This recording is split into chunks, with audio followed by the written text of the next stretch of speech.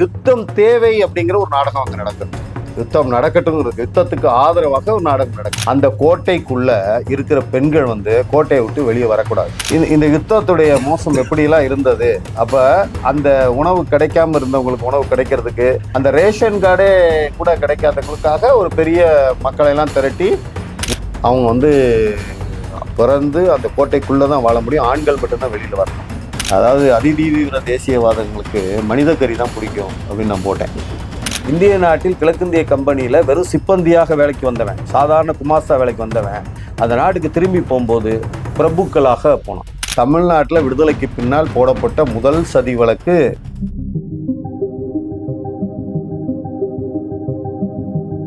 அனைவருக்கும் வணக்கம். அங்குசம் சமூக நல அறக்கட்டளை யாவரும் கேளீர் தமிழியல் பொதுமேடையை தொடர்ந்து நடத்தி வருகிறது. இன்றைய தமிழியல் பொதுமேடை நிகழ்வு நூற்றாண்டு காணும் ஆளுமையாக திகழக்கூடிய நல்லக்கண்ணு அவருடைய நூற்றாண்டு விழா தொடர்பாக இந்த நிகழ்வு நடைபெறுகிறது. ஐயா நல்லக்கண்ணுவை பற்றி ஒரு சிறப்பு உரை இங்கே நிகழ இருக்கிறது.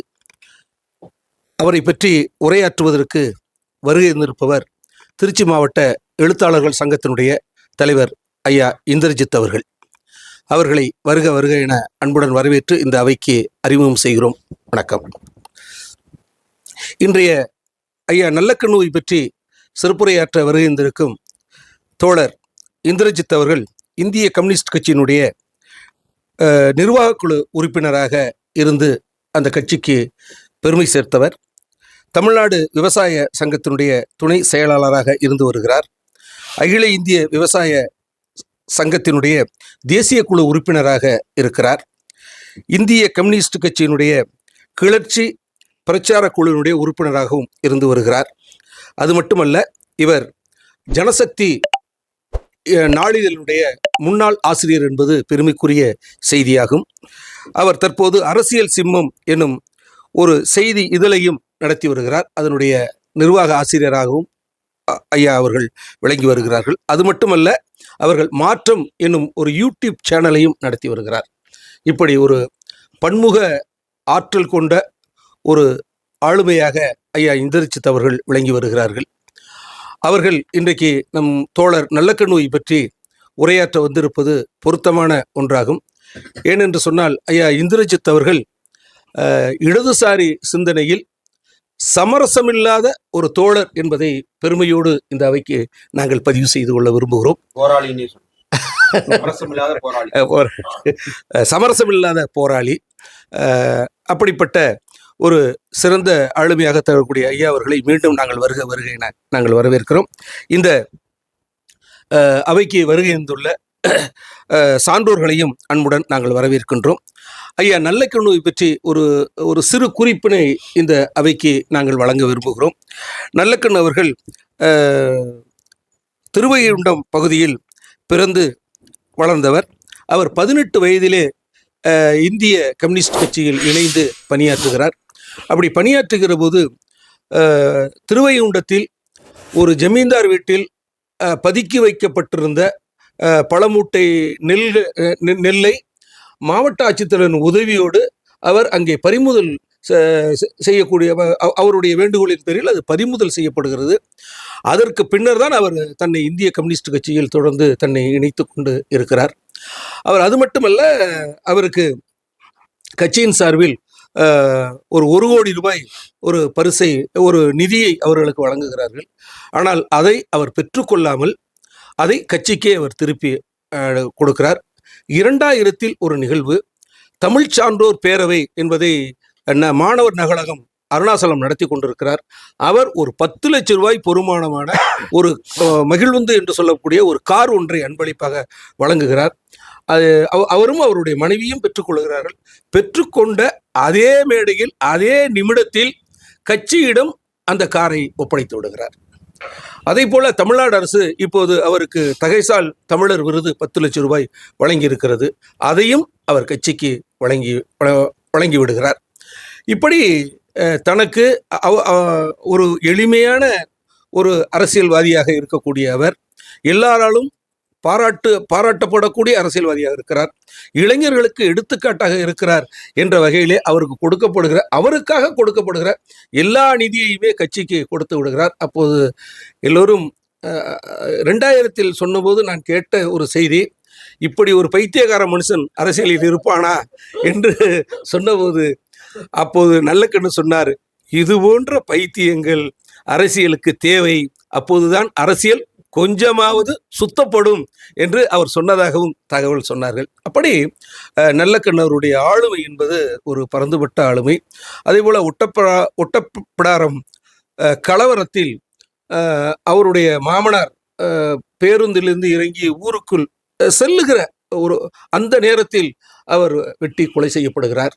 அப்படி வெட்டி கொலை செய்யப்படக்கூடிய நேரத்திலே அவர் கட்சியின் பொறுப்பில் இருந்த நிலையிலும் அந்த சமூகத்தின் மீது அவர் கோபம் கொள்ளாமல், ஆத்திரம் கொள்ளாமல், பாதிக்கப்பட்டவர்கள் நடத்துகிறார்கள், என்ன செய்வது, அவர்களை திருத்த வேண்டியது நம் கடமை என்று சொன்ன ஒரு சமூக போராளி ஐயா நல்லக்கண்ணு என்பதை இந்த அவைக்கு நாம் பெருமையோடு பதிவு செய்து கொள்ள விரும்புகிறோம்.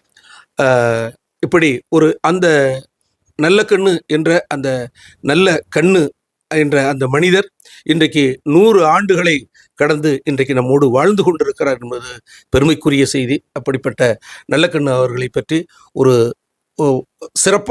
சிறப்புரையாற்ற ஐயா இந்திரஜித் அவர்கள் வந்திருக்கிறார்கள். அவர்களை மீண்டும் வணக்கம் சொல்லி இப்போது அவர் அந்த நல்லக்கண்ணு குறித்த சிறப்புரையாற்றுமாறு அன்போடு கேட்டுக்கொள்கிறோம். நன்றி. சிறப்புரையாற்றக்கூடிய ஐயா இந்திரஜித் அவர்களுக்கு பாரதிதாசன் பல்கலைக்கழகத்தில் பெரியார் விருது பெற்ற திருச்சித்தி அன்பழகன் இப்போது புத்தகங்களை பரிசாக வழங்குகிறார்.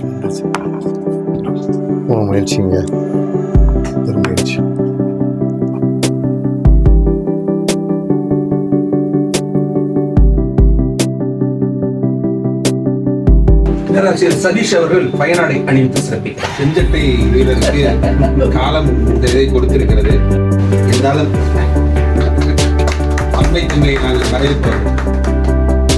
அங்குசம் சமூக அறக்கட்டளை சார்பாக 100 ஆண்டு கடந்த சமூக பொறுப்பாளர்களை பற்றியான ஒரு ஆய்வுகளை தொடர்ந்து நடத்தி கொண்டிருப்பதில் தோழர் நல்லக்கண்ணு அவர்களை பற்றி பேசுவதற்கு என்னை அழைத்தமைக்கு அங்குசம் இதழுக்கும் அங்குசம் சமூக அறக்கட்டளைக்கும் எனது நன்றியை தெரிவித்துக் கொள்கிறேன்.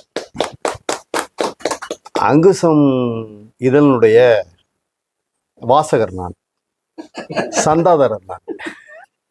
அதையும் இங்கே நான் பதிவு செய்ய விரும்புகிறேன். தொடர்ந்து நான் அங்குசம் வந்து கொண்டிருக்கிறது. நான் சந்தாதாரர். நல்ல முன்னேற்றம் இன்னும் வர வேண்டும் என்று மனதார வாழ்த்துகிறேன். இப்பொழுது நல்லக்கண்ணை பற்றி தொடங்குவதற்கு முன்னால், நல்லக்கண்ணு அப்படின்னு சொல்லுகின்ற போது இந்த நேரத்தில் உடனே இங்கே வந்தவுடன் எனக்கு ஞாபகம் வந்த விஷயம் என்ன, அழுத்தமாக பேராசிரியர் அவர்கள் நல்லக்கண்ணு அப்படின்னு சொன்னார்கள். இந்த சொன்னவுடன் எனக்கு ஞாபகம் வந்தது, திருவாரூர்ல டாக்டர் கலைஞரை அழைத்து ஒரு பொதுக்கூட்டம், விவசாய தொழிலாளர்களுக்கான நலவாரியம் அமைத்த பொதுக்கூட்டம். அந்த பொதுக்கூட்டத்தில் கலைஞர் அவர்கள் மேடைகளை பேசுகின்ற போது அவர் கூலிங் கிளாஸ் போட்டிருக்கிறதை பற்றி சொன்னார். நான் என்னை பற்றி கார்ட்டூன் வரைந்தால் கூட இந்த கூலிங் கிளாஸ் தான் போடுவார்கள். எனவே நான் ஏன் இந்த இரவு நேரங்களிலும் இந்த கூலிங் கிளாஸை கலட்டாமல் இருக்கிறேன் என்று பலருக்கும் தெரியாது. அந்த விஷயத்தை இந்த மேடையிலே நான் பதிவு செய்ய விரும்புகிறேன் அப்படின்னு சொல்லிட்டு அவர் பதிவு செய்ய ஆரம்பித்தார். என்ன பதிவு செஞ்சார்னா, ஜீவா ஒரு முறை தலைமுறை வாழ்க்கை வாழ்ந்து கொண்டிருக்கின்ற போது இதே இந்த பகுதியில் தஞ்சை, ஒன்றுபட்ட தஞ்சை மாவட்டத்திலே ஒரு பொதுக்கூட்டத்தில் பேச நான் பொதுக்கூட்டத்தில் பேசி கொண்டிருக்கிறேன்.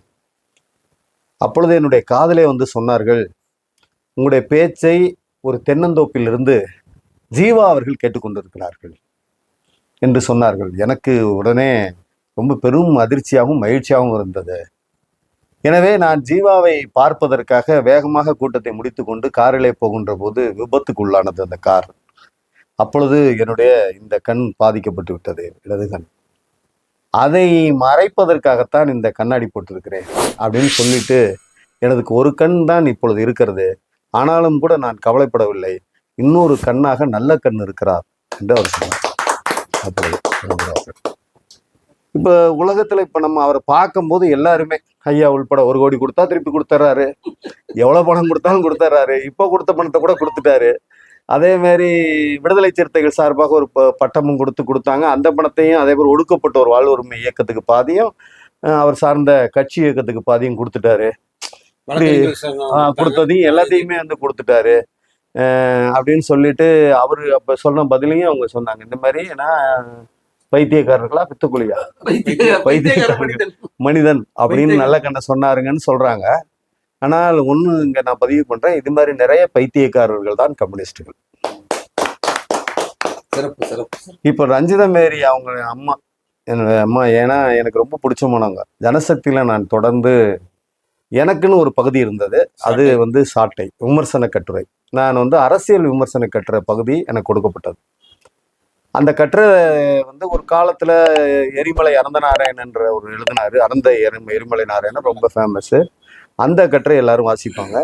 அப்புறம் இப்ப சுபாஷ், இந்த தமிழ்நாடு பத்திரிகையாளர் சங்கம், அவங்க அப்பா ரவீந்திர தாஸ், அவர் வந்து துள்ளி வருகுது வேலைன்னு எழுதினாரு.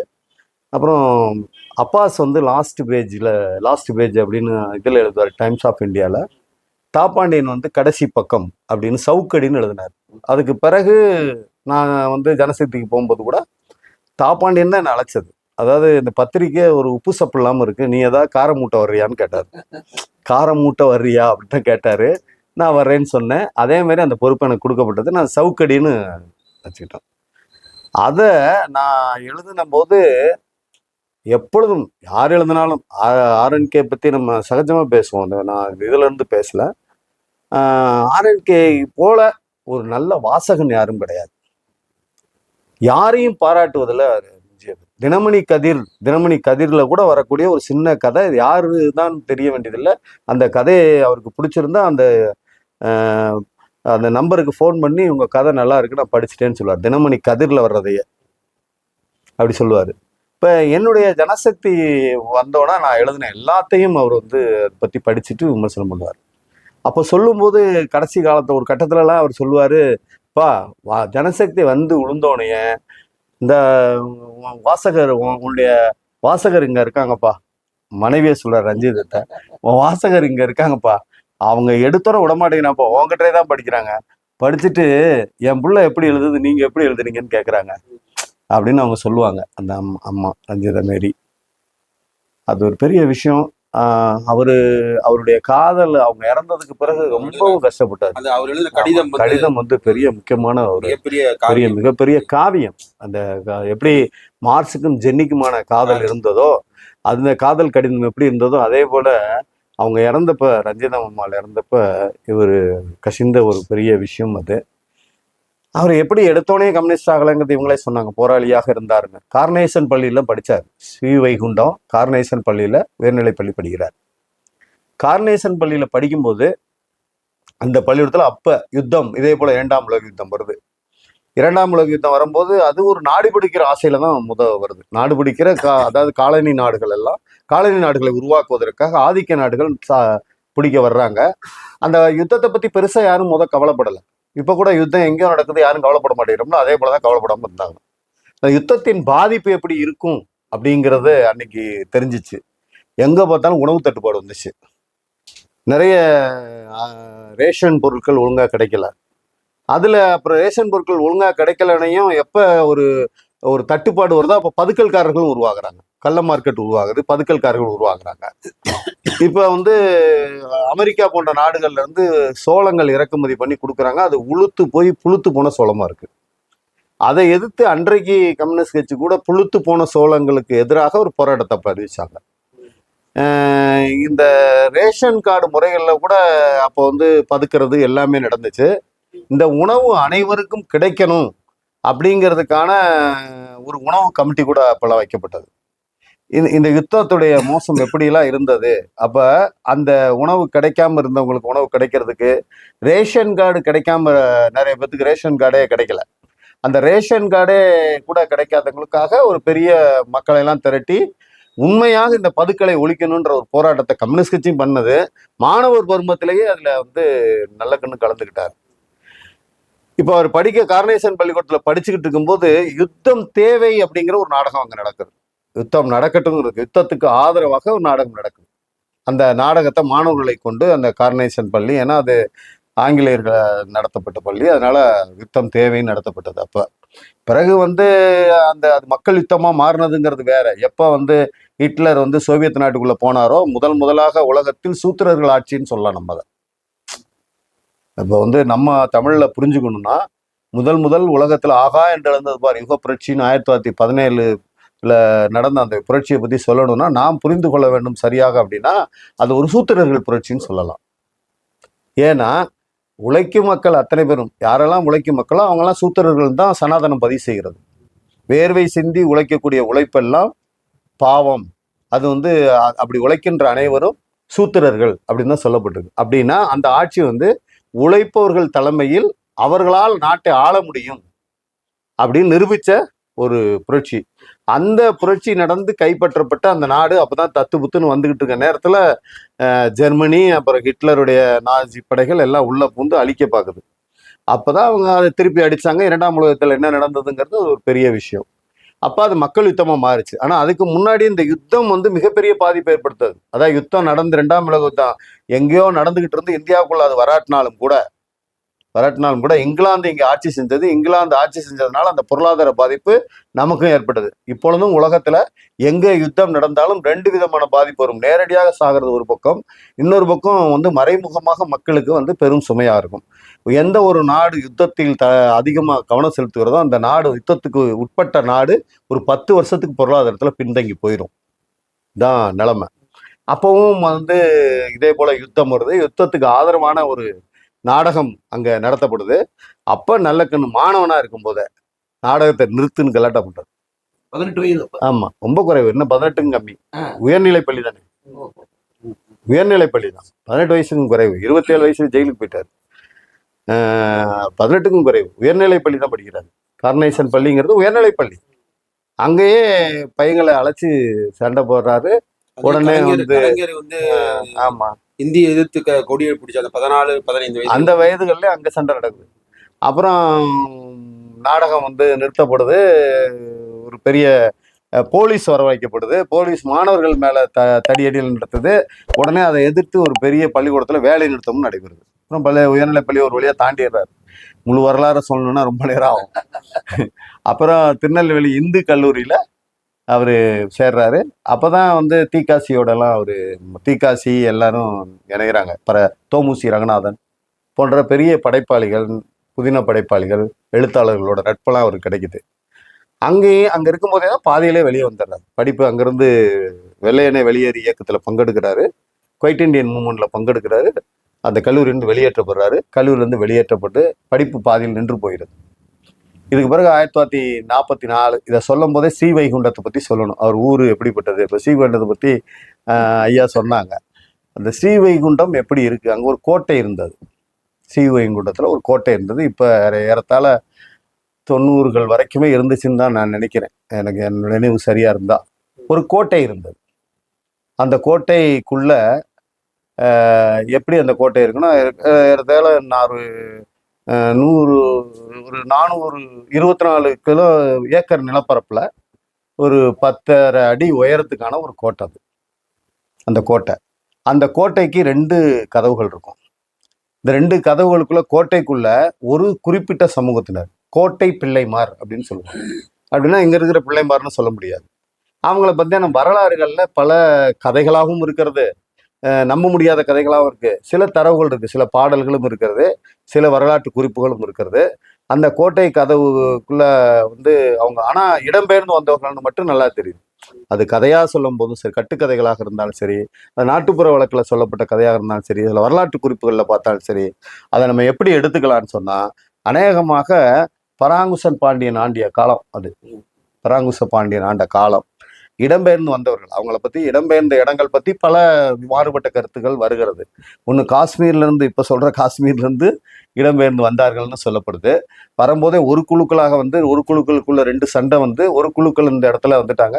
பராங்குசன் பாண்டியன் கதையில சொல்லும் போது பராங்குசன் பாண்டியன் கனவுல வந்து ஒரு பெரிய பாம்பு படம் எடுத்து பேசினது, பாம்பு படம்லாம் பேசிச்சுன்னு சொல்லுவாங்க. அது மாரி பேசி அவங்க இடம் கொடுத்தாங்க. ஆக மொத்தம் அவங்க இடம்பெயர்ந்து வந்திருக்காங்க. அங்க ஒரு கோட்டை இருந்தது. அவங்க வேளாளர் குடிகளாக தான் இருந்திருக்காங்க. அது இங்க இருக்கிற பிள்ளைமார்கள் அப்படின்னு சொல்ல முடியாது. கோட்டை பிள்ளைமார் என்று தனியாக ஒரு சமூகம் அங்க உருவாயிருக்கு. அவங்க கோட்டை கட்டி வாழ்ந்திருக்காங்க. அந்த கோட்டைக்குள்ள இருக்கிற பெண்கள் வந்து கோட்டையை விட்டு வெளியே வரக்கூடாது. அவங்க வந்து பிறந்து அந்த கோட்டைக்குள்ளதான் வாழ முடியும். ஆண்கள் மட்டும்தான் வெளியில வரணும். பிற சாதியினுடைய பெண்கள் மட்டும் உள்ள போலாம், ஆண்கள் போக முடியாது. 5 வயசு சிறுவனை தவிர மீது யாரும் போகக்கூடாது. வேற பிற ஆண்கள் போக முடியாது. அந்த கோட்டைக்குள்ளதான் அந்த பெண்களுடைய பிறப்பு இறப்பு எல்லாமே. இறந்து முடிச்சதுக்கு பின்னாடி 2 கதவு இருக்கும். அந்த இறந்து முடிச்சதுக்கு முன்னாடி ஒரு கதவு எப்பொழுதுமே பூட்டி இருக்கும், ஒரு கதவு இன்னொரு கதவு இருக்கும்.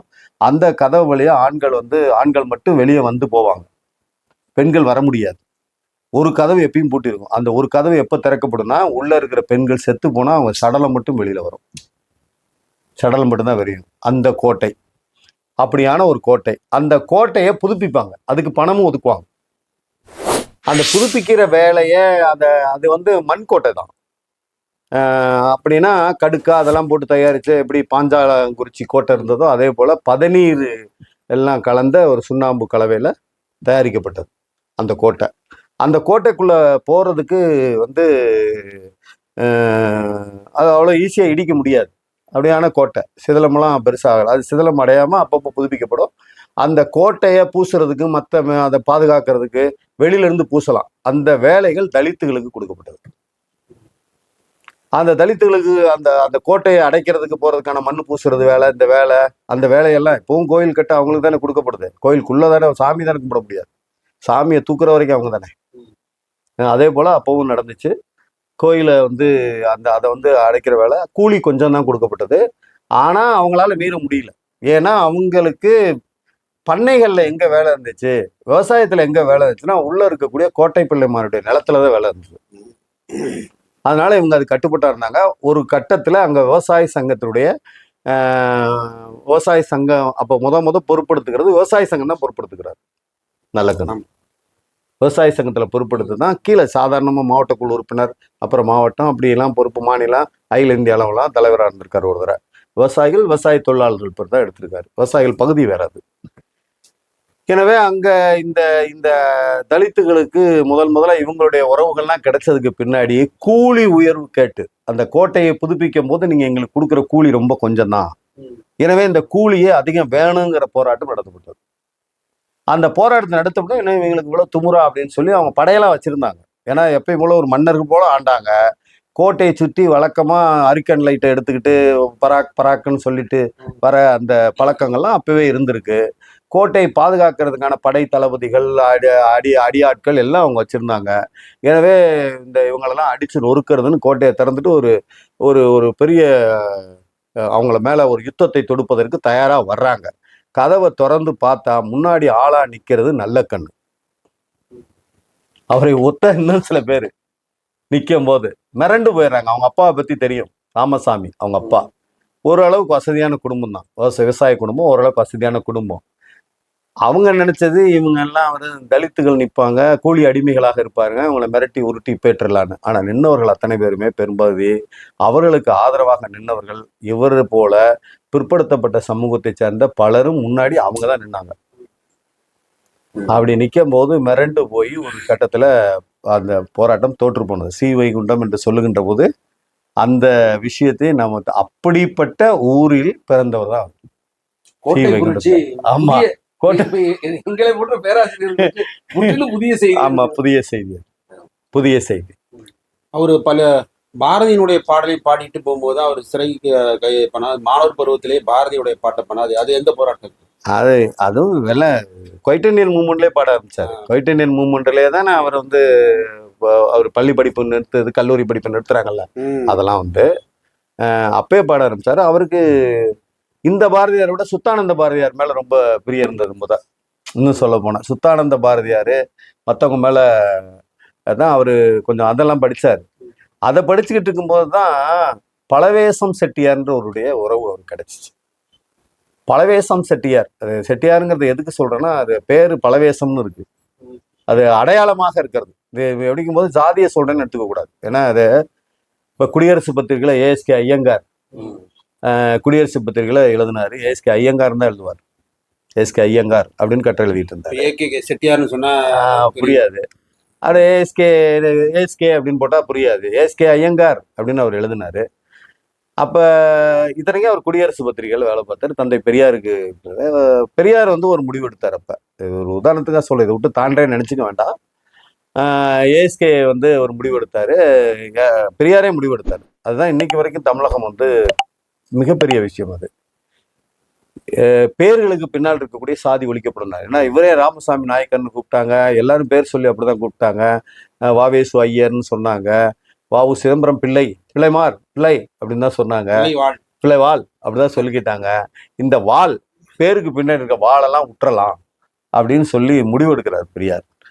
முடிவெடுத்தானா அடுத்து ஒரு கட்டுரை கொடுக்குறாரு குடியரசு பத்திரிகை, ஏஎஸ்கே. அப்ப ஏஎஸ்கேன்னு மட்டும் போட்டு கொடுக்குறாரு, ஐயங்கார திறந்துடுறாரு. எங்கடா ஏஎஸ்கே கட்டுரையை காணா, ஏஎஸ்கே ஐயங்கார் கட்டுரையை காணான்னு பெரியார் தேர்றாரு. பார்த்தா ஏஎஸ்கேன்னு போட்டு வந்திருக்கு. ஏன் இப்படி எழுதினாரு, அவரை கூப்பிடுங்கன்றாரு. கூப்பிட்டு அவரை கேட்கிறாரு, ஏன் நீங்க வந்து ஏன் இப்படி எழுதிருக்கீங்க ஏஎஸ்கே, இது உங்க கட்டுரை தானேன்னாரு. ஆமா, ஏஎஸ்கே ஐயங்கார்னு போடாம நீங்க ஏஎஸ்கேன்னு போட்டிருக்கீங்க அப்படின்னாரு. நீங்க தானே எல்லாரும் பேரை திறக்கணும்னு சொல்லிட்டீங்க, பின்னாடி இருக்க வாழை திறக்கணும் நீங்க, அதனால சாதி வாழை திறந்து இருக்கிறதுல ஆளா நான் இருக்கணும்ல, அதான் திறந்துட்டேன்னு அவர் சொன்னார். அப்பதான் தந்தை பெரியார் சொன்னாரு, நீங்கள் ஏஎஸ்கே ஐயங்கார் என்று பெயரை போட்டு அதற்கு எதிராக, சனாதனத்துக்கு எதிராக குடியரசு பத்திரிகை எழுதும் போதும் அதுக்கு அந்த எழுத்துக்கே வலிமை. எனவே வந்து நீங்க வந்து போட்டே எழுதுங்கன்னாரு. அதுக்காக தான் நான் இவரு பலவேசம் செட்டியார்னு சொல்றேன், அடையாளத்துக்காக.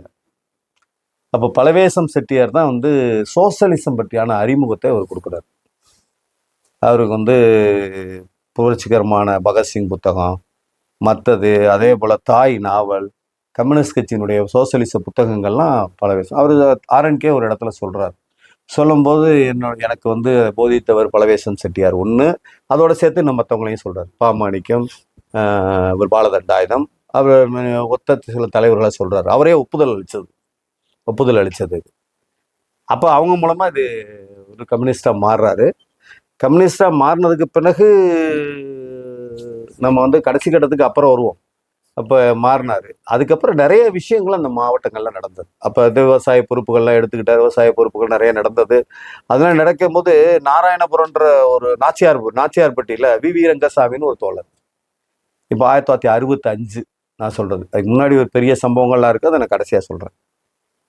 இது வந்து சிறைக்கெல்லாம் போயிட்டு அவர் விடுதலை ஆனதுக்கு பின்னாடி 48 சிறை போயிருந்தாரு, 56 வெளியில வர்றாரு. அது நடந்த சம்பவங்கள்லாம் பின்னாடி சொல்றேன். 1965 விவசாயிகளுக்கான பிரச்சனைகள் நிறைய நடந்தது. இப்ப இது சொல்லும் போது ஒரு 100 ஆண்டு மனிதனை பேசும்போது ஒரு வெறும் மனிதன் வாழ்ந்தான் பிறந்தான்னு பேச முடியாது. அதுவும் வந்து 100 ஆண்டு ஒரு கம்யூனிஸ்டுகள் பத்தியான வரலாற்றுல, ஒரு பொதுவுடைமைவாதியை பத்தியான வாழ்க்கையில 100 வருடம் என்பது அவனுக்கு தனி வாழ்க்கை கிடையாது. குறிப்பா இந்த ஆண்டு கம்யூனிஸ்ட் நூற்றாண்டு, தனி வாழ்க்கை கிடையாது. கம்யூனிஸ்ட் கட்சி எப்ப இந்தியாவில பிறந்துச்சோ அப்பதான் அவரும் பிறந்தார். கம்யூனிஸ்ட் கட்சிக்கு என்ன நெருக்கடி இருந்ததோ அது பூரா அவர் பிறந்தப்பையும் நெருக்கடி இருந்தது. நாட்டுக்கு அந்த நெருக்கடி இருந்தது. கம்யூனிஸ்ட் கட்சிக்கு எப்படி வந்து ஏன் தடை செஞ்சாங்க கம்யூனிஸ்ட் கட்சிக்கு? ஏன்னா கம்யூனிஸ்ட் கட்சி தான் பிறக்கும் போதே பூரண விடுதலை வேணும்னு சொல்லிச்சு. கம்யூனிஸ்ட் கட்சி தான் பிறக்கும் போதே முழு சுதந்திரம் வேணும்னு கேட்டுச்சு. அதுக்கு முன்னாடி இருந்தவங்களாம் கேட்கல. ஏன்னா கேட்கல. அதுக்கு முன்னாடி இருந்தவங்கலாம் வந்து, நான் அப்படி சொல்றதுக்காக யாரும் வருத்தப்படக்கூடாது, காங்கிரஸ் கட்சியை கூட அப்பெல்லாம் கூடி தீர்மானம் என்ன போடுவாங்கன்னா, அந்த அரசிக்கு அந்த அரசிக்கு ஒரு பாராட்டு போடுவாங்க. முதல் தீர்மானம், மாட்சிமை பொருந்திய அந்த அரசியை புகழ்கிறோம் அப்படின்னு எழுதிட்டு, இங்கிலாந்து அரசியை புகழ்கிறோம், அவர்களுக்கு இந்த தீர்மானத்தை நாங்கள் சமர்ப்பிக்கிறோம், நீங்கள் எங்களுக்கு ஒரு டொமேனியன் அந்தஸ்து கொடுங்க, சமர்ப்பியாமி மாதிரி. ஆமா சமர்ப்பு. அப்படி ஒரு விண்ணப்பம் கேட்கறது, எனக்கு இதாக கொடுங்க, அப்படி விண்ணப்பம், பிச்சை கேட்பது போல ஒரு விண்ணப்பம் தான் கேட்கப்பட்டது. நீங்க வந்து உங்களுக்கு கீழே செயல்படக்கூடிய ஒரு டொமேனியன் அந்தஸ்து கொடுங்க அப்படின்னு சொல்லும் போது, அன்றைக்கே காங்கிரஸ் கட்சிக்குள்ள இருந்த கம்யூனிஸ்டுகள் மட்டும்தான் நான் இது அரசியல் மேடையா பயன்படுத்த நினைச்சுக்க கூடாது, வரலாறு, அதனால அதை என்னால் மாற்றி சொல்ல முடியல. எனவே எனக்கு அது நோக்கமும் கிடையாது. கம்யூனிஸ்ட் கட்சி காங்கிரஸ் கட்சியில இருந்தாங்க, காங்கிரஸ் சோசியலிஸ்ட் கட்சியில இருந்தாங்க. கம்யூனிஸ்ட் கட்சியை வெளிப்படையா செயல்பட முடியல. ஆனா அவங்க தான் உள்ள இருந்து இந்த நாட்டுக்கு இந்த அறவர சுதந்திரம்லாம் வேண்டாம், பரிபூர்ண சுதந்திரம் வேண்டும்ன்ற முழக்கத்தை தொடர்ந்து முழக்கிக்கிட்டே இருந்தாங்க. காங்கிரஸ் கட்சி மாநாட்டுக்குள்ளேயே முழக்கினாங்க. அப்புறம் அவங்களே ஒரு கட்சி ஆரம்பிக்கணும்னு வரும்போது சிங்காரவேலர் தலைமையில் 1925 கான்பூர்ல டிசம்பர் 25ஆம் தேதியிலேருந்து 29ஆம் தேதி வரைக்கும் மாநாடு நடைபெற்றது. அந்த மாநாடு வெளிப்படையா கிடையாது. கான்பூர்ல வெளிப்படையா இப்போ நோட்டீஸ் அடிச்சோ கொடியெல்லாம் கட்டி இப்போ நடத்துகிற மாதிரியோ ரோட் ஷோ நடத்துகிற மாதிரியெல்லாம் கிடையாது. அப்படிலாம் நடத்த முடியாது. அந்த கட்சி ரகசிய கட்சியாக தான் தொடங்கப்பட்டது. இன்னும் சொல்ல போனால் ஒரு வெங்காய மண்டி கடையில் அது நடத்தப்பட்டது. வெங்காய மண்டி கடை, வெங்காயம்லாம் மண்டியில் முட்டுச்சந்தில் மட்டும்தான் நடத்தப்பட்டது. இதை விட சின்ன இடமா இருக்கலாம் அல்லது பெரிய இடமா கூட இருக்கலாம். வெங்காயம்னா வெங்காயம் அடுக்கி வச்சா அது முட்டு சந்து இருக்கும்ல, அதில் வெளியில் சாக்கு, கோணிப்பை சாக்கு தான் தொங்குச்சு.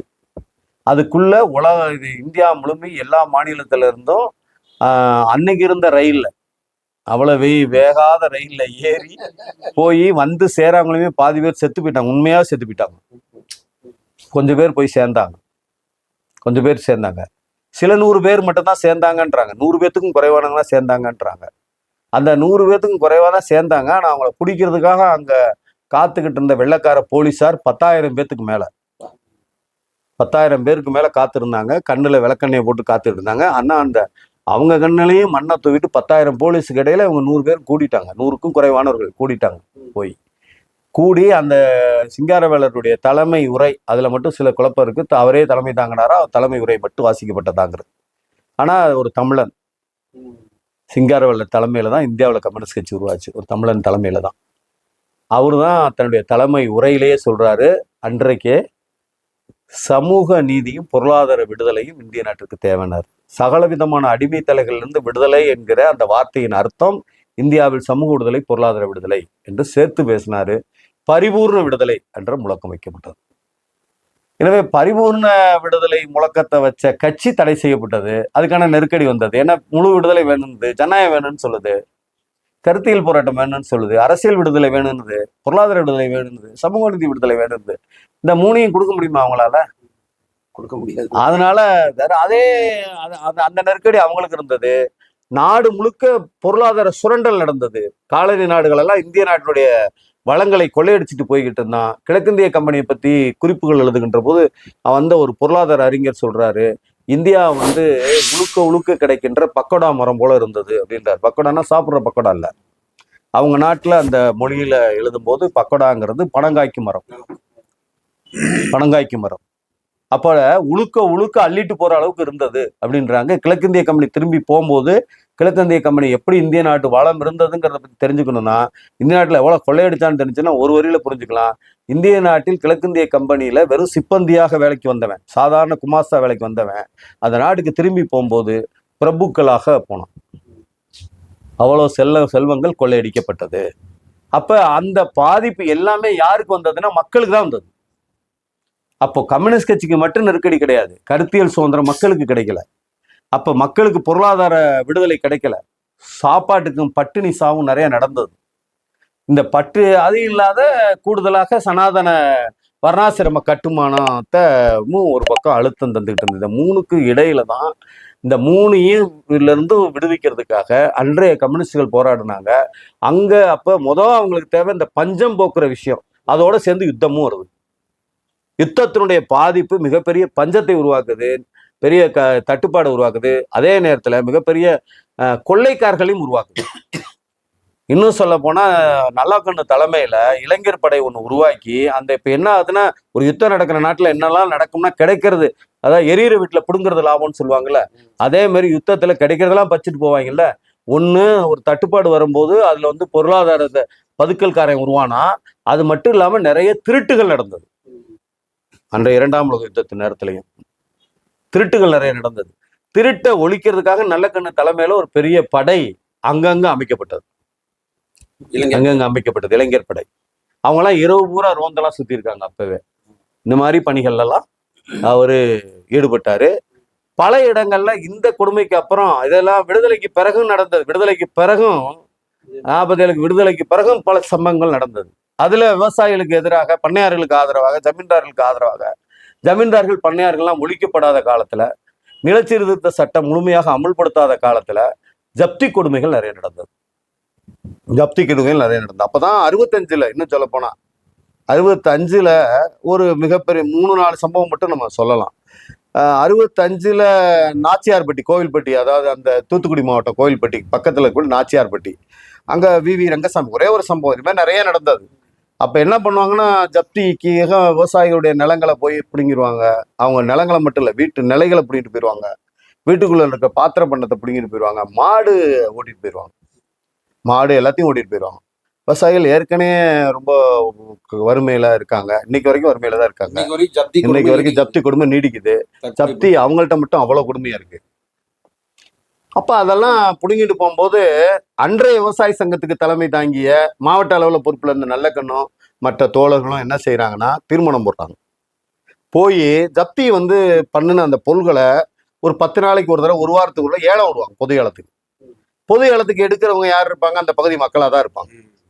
அப்ப இவங்கெல்லாம் போய் விவசாய சங்கம் நல்லக்கண்ணு என்ன செய்யறாரு, இதை எப்படி தந்திரமா தடுக்கிறதுன்னு முயற்சி பண்ணும்போது எல்லாரையும் சந்தித்து ஏலம் யாரும் எடுக்காதீர்கள்ன்றது.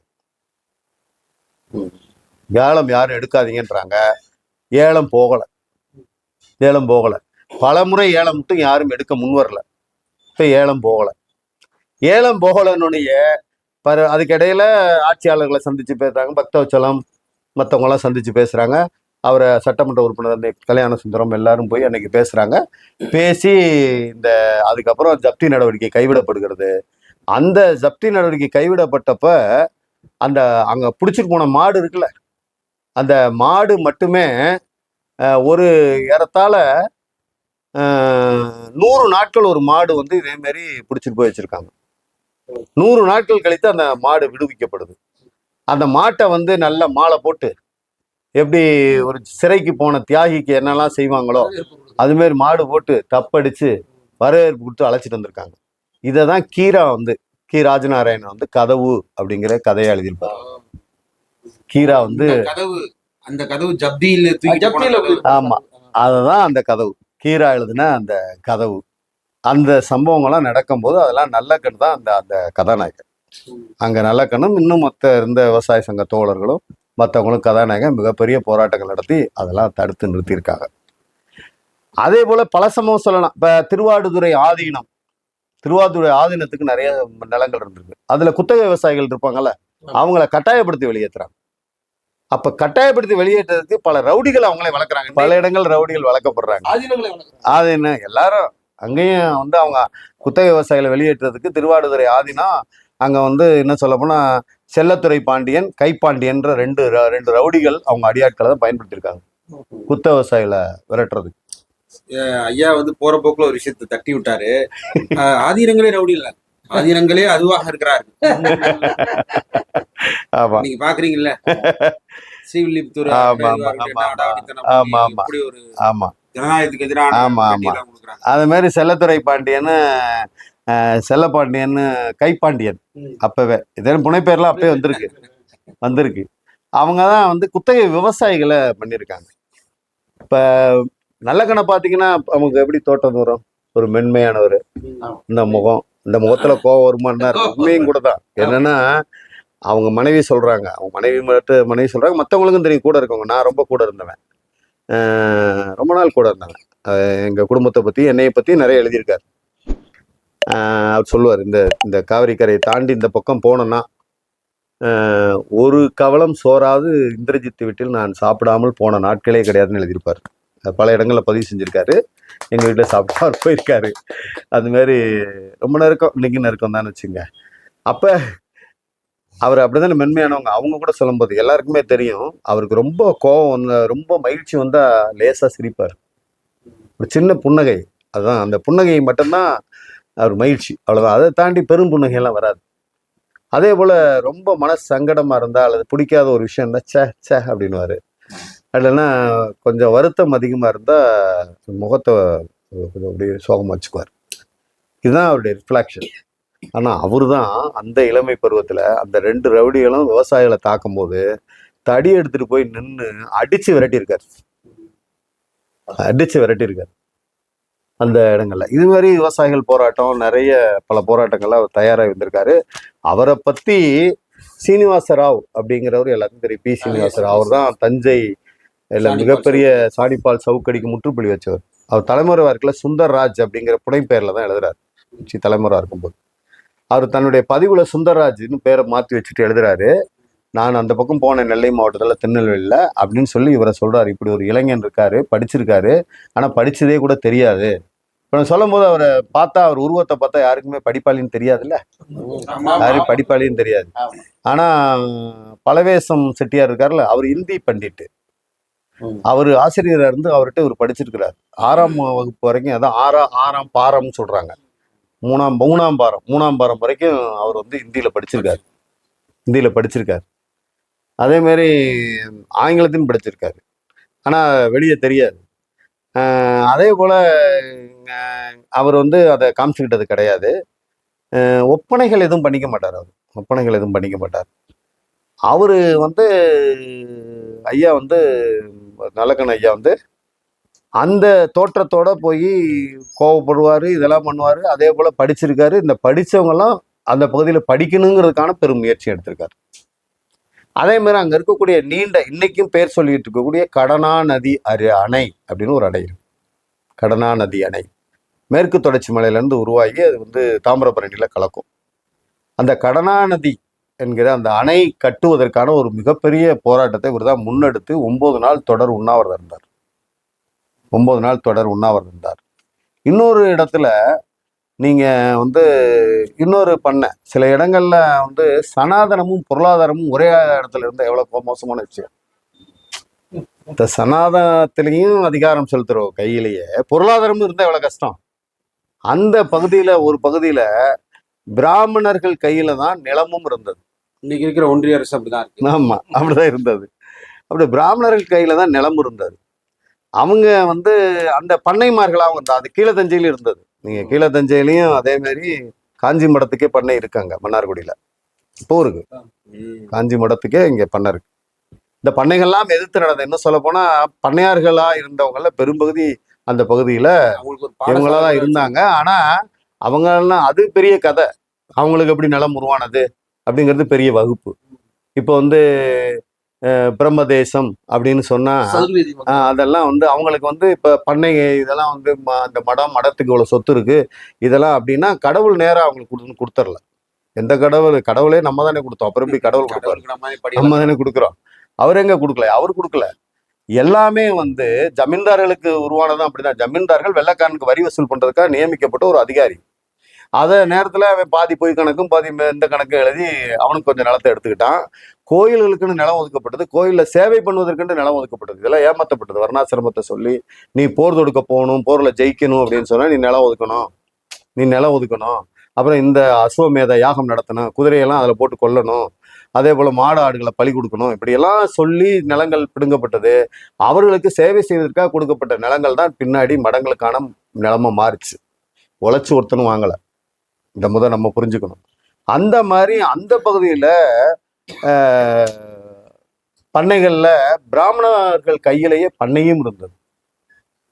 அப்ப ரெண்டுமே அவங்க கையில இருக்கும்போது இன்னும் வந்து மோசமாக சுரண்டப்பட்டாங்க. 2 அதிகாரமும் அவங்க கையில இருந்தது. அதை எதிர்த்த மிகப்பெரிய போராட்டமும் இவர் தான் நடத்தினார். இந்த நேரத்துல ஒண்ணு விட்டு போச்சு, முக்கியமான விஷயம். பள்ளி பருவத்திலேயே இவர் எப்படி வந்து ஆனாரு, எப்படியெல்லாம் ஆனாருங்கிறதுக்கு ஒரு முக்கியமான ஒரு இதை சொல்ல மறந்துட்டேன். நான் சொன்னேன், தொட்டு விட்டுட்டேன். இப்போ உதாரணத்துக்கு பஞ்சம் யுத்த நேரத்தில் வந்துச்சுல்ல, அந்த வந்தப்போ உணவு கமிட்டி அமைக்கணும்னு சொல்லி அன்றைய கம்யூனிஸ்ட் கட்சி அறிக்கை விட்டுச்சு. உணவு கமிட்டி எல்லா பக்கமும் அரசே அமைச்சிச்சு, உணவு கமிட்டின்னு, இந்த ஒழுங்கா முறைப்படுத்தணும் அப்படிங்கிறதுக்காக. அந்த உணவு கமிட்டிக்குள்ள மாணவர்களும் சேர்க்கப்பட்டாங்க. அதுல பண்ணையார்கள், பெரிய ஜமீன்தார்கள், நிலப்பிரபுக்கள், இவங்களோட சேர்த்து மாணவர்களும் சேர்க்கப்பட்டாங்க. அந்த மாணவர்களை நல்ல கண்ணியும் உணவு கமிட்டியில போட்டாங்க. பெரிய குடும்பன் என்று சொல்லப்படுகின்ற ஒரு பட்டியலின தலித்து சகோதரனையும் மாணவனையும் சேர்த்தாங்க அதுல. இப்ப என்ன பண்ணுவாங்களா, அந்த உணவு கமிட்டி கூடணும்ல, உணவு கமிட்டி கூடும் போது பெரும்பகுதி என்ன செய்வாங்கன்னா அந்த பெரிய குடும்பனை வந்து கூப்பிட மாட்டாங்க. உணவு கமிட்டி கூடுனதாகவும் பெரிய குடும்பன் வந்து கலந்துகிட்டதாகவும் கையெழுத்தை இவங்களே போட்டுருவாங்களாம் மினிட்ல. இது வந்து மாணவனாக இருந்த நல்ல கண்ணுக்கு மனசு பொறுக்கல. ஒரு தடவை வரமாட்டான்னு நினைச்சு இதே மாதிரி நடக்கும்னு நினைச்சு கூட்டுறாங்க. இவர் போய் அந்த பெரிய குடும்பனை கூட்டிட்டு வந்துடுறாரு. ஆமா, குடும்பம் கூட்டிட்டு வந்து உட்கார வச்சிடுறாரு. இப்போ உட்கார வச்சோன்னா இவங்களுக்கு என்ன செய்யறதுன்னு தெரியல. அபிஷியலா ஒரு உட்கார முடியும் அப்படின்னு நெளிஞ்சிருக்காங்க. அதுக்கப்புறம் பெரிய குடும்பம் முறையா கலந்துக்கிட்டு கையெழுத்து போடுறாரு. அதுக்கப்புறம் இந்த பண்ணையார்களும் அதே மாதிரி இந்த நில உடைமையாளர்களும் யாருமே அடுத்து எந்த கூட்டத்துக்கும் வரலையா உணவு கமிட்டிக்கு. இப்படி ஆரம்பத்துல இருந்தே இந்த மாதிரி இருக்கு. இந்த மாதிரி இருக்கும்போது தான் 48 1948 கம்யூனிஸ்ட் கட்சி வந்து இரண்டாவது கம்யூனிஸ்ட் கட்சியோட 25 கம்யூனிஸ்ட் கட்சி தோன்றுனதெல்லாம் அவங்களுக்கு தெரியும். அவர் தோன்றின ஆண்டுல தான் அதுவும் தோன்றுச்சு. இந்தியாவிலேயே வெள்ளைக்காரனால் தடை செய்யப்பட்ட ஒரே அரசியல் கட்சியாக கம்யூனிஸ்ட் கட்சி தான் இருந்தது. வெள்ளைக்காரனால அதிகமான நாட்கள் தலைமறைவாக இருந்த ஒரு கட்சியாகவும் கம்யூனிஸ்ட் கட்சி தான் இருந்தது. அதிக சதி வழக்குகளை சந்தித்த கட்சியாகவும் சதி வழக்கு தான் இருந்தது. தமிழ்நாட்டில் விடுதலைக்கு பின்னால் போடப்பட்ட முதல் சதி வழக்கு நெல்லை சதி வழக்கு. அந்த சதி வழக்கு தான் நல்லக்கண்ணு மேல போடப்பட்டது. 1948 கம்யூனிஸ்ட் கட்சியுடைய இரண்டாவது மாநாடுல இந்தியாவில் நடக்கிற விஷயங்கள்லாம் ஒரு அதிகார மாற்றமே தவிர, ஒரு அதிகார மாற்றம் தான் நடந்திருக்க தவிர கொள்ளை போகல. அதாவது இரவில் விடிந்த சுதந்திரம் இன்னும் விடியவில்லைன்னு அப்பெல்லாம் எழுதுறாங்க. கிடைத்த சுதந்திரம் இன்னும் விடியவே இல்லைன்னு தணிகை செல்வன் எழுதினார். இது மாதிரி நிறைய பேர் எழுதுறாங்க. ரெண்டு கருத்து இருந்தது. அரசியல் விடுதலை கிடைச்சிருக்கு, இது கூட கிடைக்கலையே அப்படிங்கிற கருத்து இருந்தது. இருந்தாலும் ஒரு தீர்மானம் போடப்பட்டது. எனவே இந்த ஆட்சியையும் நாம் ஆயுதம் ஏந்திய போராட்டத்தின் மூலமாக வீழ்த்துவோம் அப்படின்னு சில உணர்ச்சி வசப்பட்டவர்கள் தீர்மானத்தை முன்மொழிஞ்சாங்க. பெரும்பான்மை என்ற அடிப்படையில் அந்த தீர்மானம் நிறைவேற்றப்பட்டது. 2 ஓட்டு வித்தியாசத்துல. அதுக்கு பின்னாடி என்ன ஆகுது, அது பிடிச்சாலும் பிடிக்காட்டினாலும் அந்த கொள்கையை ஏற்றுக்கொள்ளுங்கிற கட்டாயம் வந்துருச்சு. எல்லாரும் தலைமறைவானாங்க. அப்படியே இவரும் தலைவரமானார். 1948 அந்த தேடப்படுகிற குற்றவாளியாக அறிவிக்கப்படுறாரு. 1948 டிசம்பர் மாதம் 20 அவர் ஒரு தோழர் புளியங்குறிச்சிங்கிற ஒரு இடத்துல ஒரு தலித்து தோழர் வீட்டில் தான் தூங்கிட்டு இருக்கார். அவர் கைது செய்கிறாங்க. இப்போ எப்பவுமே ஒரு ஜோல்னா பை போட்டிருப்பார். அந்த ஜோல்னா பையில் இப்போ கையை விட்டு பார்த்தீங்கன்னா சொன்னால் பாரதியார் நூல் இருக்கும், பாரதிதாசன் நூல் இருக்கும். பாரதிதாசன் பைக்குள்ளேயே இருப்பாங்க எப்பயுமே. ஒரு சின்ன குறிப்பு நோட்டு இருக்கும், ஒரு பேனா இருக்கும் அவர்கிட்ட எப்பயுமே. அந்த எதை தொலைச்சாலும் அந்த குறிப்பு நோட்டை தொலைச்சிருந்தா அவருக்கு எல்லாமே உயிரே போன மாதிரி இருக்கும். அடுத்தவர் அந்த குறிப்பு நோட்டை தேடினீங்கன்னா அவர் அருமையாக எழுதின கவிதைகள் இருக்கும், அவர் மனைவிக்கு எழுதின காதல் கவிதைகள் இருக்கும். அதே போல் அவர் முக்கிய குறிப்புகள் எல்லாமே இருக்கும். அதுவே பெரிய புதையல். முக்கிய குறிப்புகள்லாம் அந்த குறிப்புக்குள்ளே தான் வச்சுருப்பார். என்ன பிடிக்குதோ, இப்போ சதீஷ் ஒன்று எழுதியிருக்காரு, அவர் எழுதுனது பிடிக்குதுன்னா அதை அந்த குறிப்பில் குறித்து வச்சுருப்பார். குறித்து வச்சுருப்பார். இப்போ எடுத்திங்கன்னா இருக்கும். அப்பா அவரை பிடிக்கும்போது அந்த ஜோல்னா பைக்குள்ள கையெறி குண்டு இருந்துச்சுன்னு சொல்லி பதிவு பண்ணியிருக்காங்க. இருந்துச்சா இல்லையாங்கிறத நான் பொது வெளியில் சொல்ல முடியாது. என்ன அந்த ஜோல்னா பைக்குள்ள கையெறி குண்டோட அவர் பிடிபட்டார் அப்படிங்கிறத வழக்கு. இல்ல பாரதியனுடைய கவிதையும் பாரதிதாசனுடைய கவிதையுமே கையெறி குண்டு தான். அப்போ அவரை கைது பண்றாங்க. கைது பண்ணி நேரா எஃப்ஐஆர் போட்டு இன்னைக்கு மாரி சிறையில் அடைக்கல. அவரை புறங்கையை கட்டுறாங்க. கொடூரமா ஒரு பெரிய கொடிய மிருகத்தை எப்படி யானையை கட்டி இழுத்துட்டு போற மாதிரி இவர் நல்ல வாட்டசாட்டமான ஒரு இளைஞர் தான். கட்ட மீசை வச்சிருப்பார், நல்ல கட்ட மீசை வச்சிருப்பார். வாட்டசாட்டமான ஒரு இளைஞர். அப்ப கட்ட மீசை உள்ள ஒரு வாட்டசாட்டமான ஒரு இளைஞர் அப்படியே போறாரு.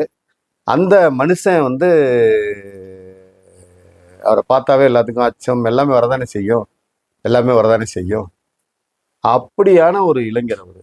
ஒரு வாட்டசாட்டமான இளைஞர், நல்ல கட்ட மீசை. ஏன்னா இங்க ஒரு மரு இருக்கும். இந்த மருவை மறைக்கிறதுக்கே ஒரு பெரிய மீசை வச்சிருப்பாரு, ஒரு கட்ட மீசையை. மருவை மறைக்கிற மீசையாகவும் அது இருக்கணும், அதே சமயத்தில் கட்ட மீசையாகவும் இருக்கணும். நல்ல வாட்டசாட்டமான ஒரு கிராமத்து இளைஞர். அதனால அப்படிதான் அவர் இருந்தார். அந்த நேரத்தில் தான் அவரை கைது பண்ணுறாங்க. கையேறும்போது பண்ணுறாங்க. அவரை உள்ள நேராக பிறங்கையை கட்டி ஒரு யானையை எப்படி ஒரு பெரிய மிருகத்தை சங்கிலி போட்டு அழைச்சிட்டு போவாங்களோ அப்படி அழைச்சிட்டு போகிறாங்க. அழைச்சிட்டு போனது எங்கே போகிறான்? அப்போ அந்த ஆட்சி யாருக்கு ஆதரவாக இருக்குது? ஏற்கனவே ஒரு விஷயத்தை தானே அந்த ஆட்சி போட்டிருக்கு. அதிகார மாற்றம் மட்டுமே நடக்கிறது. வெள்ளைக்காரன் கையிலிருந்து பிடுங்கப்பட்டு கொள்ளைக்காரன் கையில் கொடுக்கப்பட்டு விட்டதுன்னு சொன்னது உண்மைங்கிற மாதிரியே யார் வீட்டுக்கு அழைச்சிட்டு போனா? பண்ணையார் வீட்டுக்கு தான் அழைச்சிட்டு போறாங்க. பண்ணையார் வீட்டில் போய் அங்கே பண்ணையாருக்கு முன்னாடி பண்ணையாரை மகிழ்ச்சிப்படுத்துகிற வகையில் அடிக்கிறாங்க, தொல்லைப்படுத்துறாங்க. அடித்து ரொம்ப தொல்லைப்படுத்துறாங்க. தொல்லைப்படுத்தி அவங்க கேட்குற கேள்வி எல்லாம் என்னன்னா, மற்றவங்கெல்லாம் எங்கன்னு கேட்குறாங்க. தெரியாது. அதான் அவர் சொன்ன பதில். தெரியாது தான் சொன்ன பதில். கிருஷ்ணமூர்த்திங்கிற ஒரு இன்ஸ்பெக்டர் தான் கூட்டு போகிறான். அதுக்கப்புறம் அங்கேருந்து அவரை அழைச்சிட்டு போய் எங்கன்னா வேற ஒரு ஒரு டேனாவின் விளக்குன்னு ஒரு இடம், ஒரு முக்கு. அந்த முக்குல எல்லா மக்களும் பார்க்குற மாதிரி 4 முக்குல கட்டி வச்சு அடிக்கிறான்.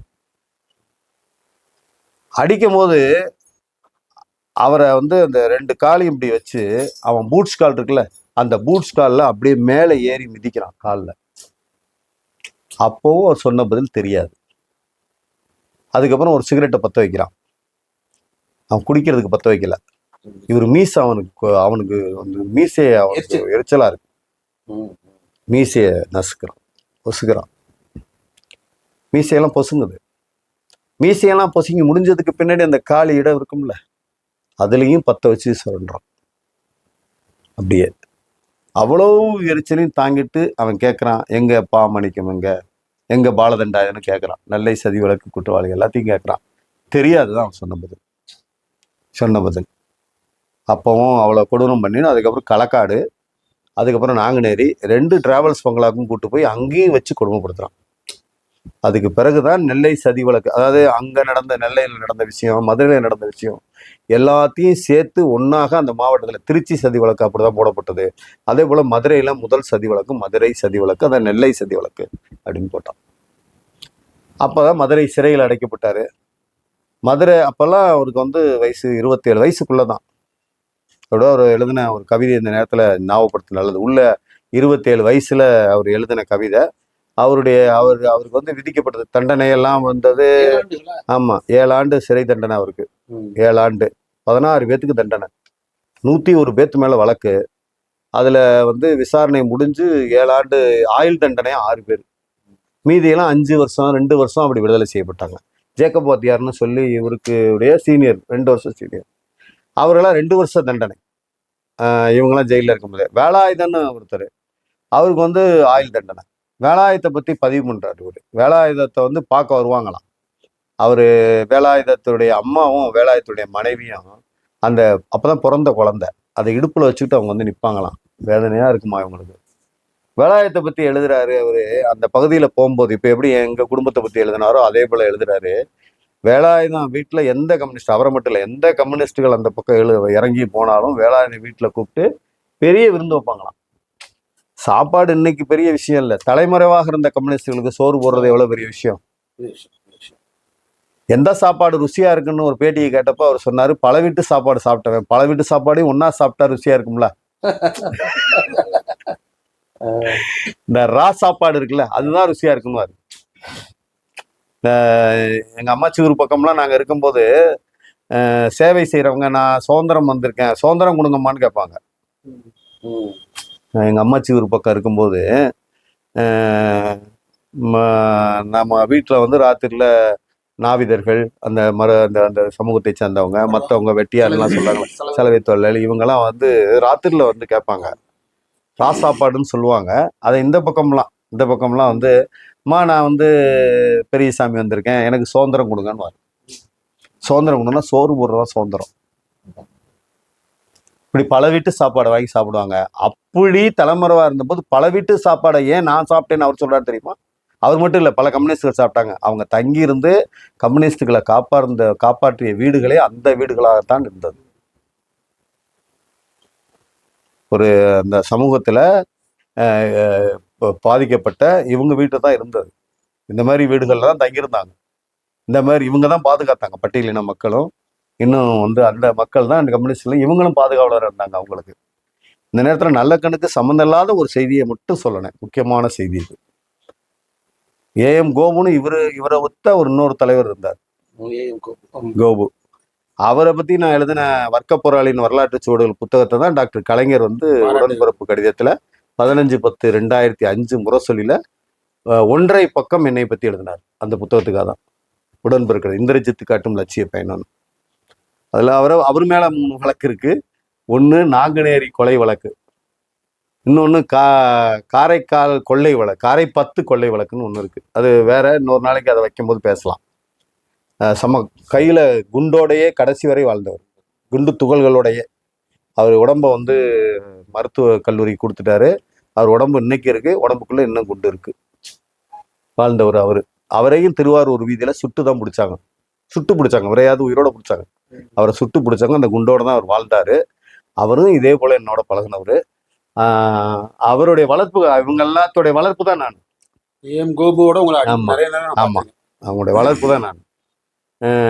அப்ப அந்த மாதிரி அவரு வந்து நாங்குநேரி கொலை வழக்கு. நானேரி கொலை வழக்குன்னா என்னன்னா, மகாதேவன் ஐயர்னு ஒருத்தர், அவர் பெரிய பண்ண.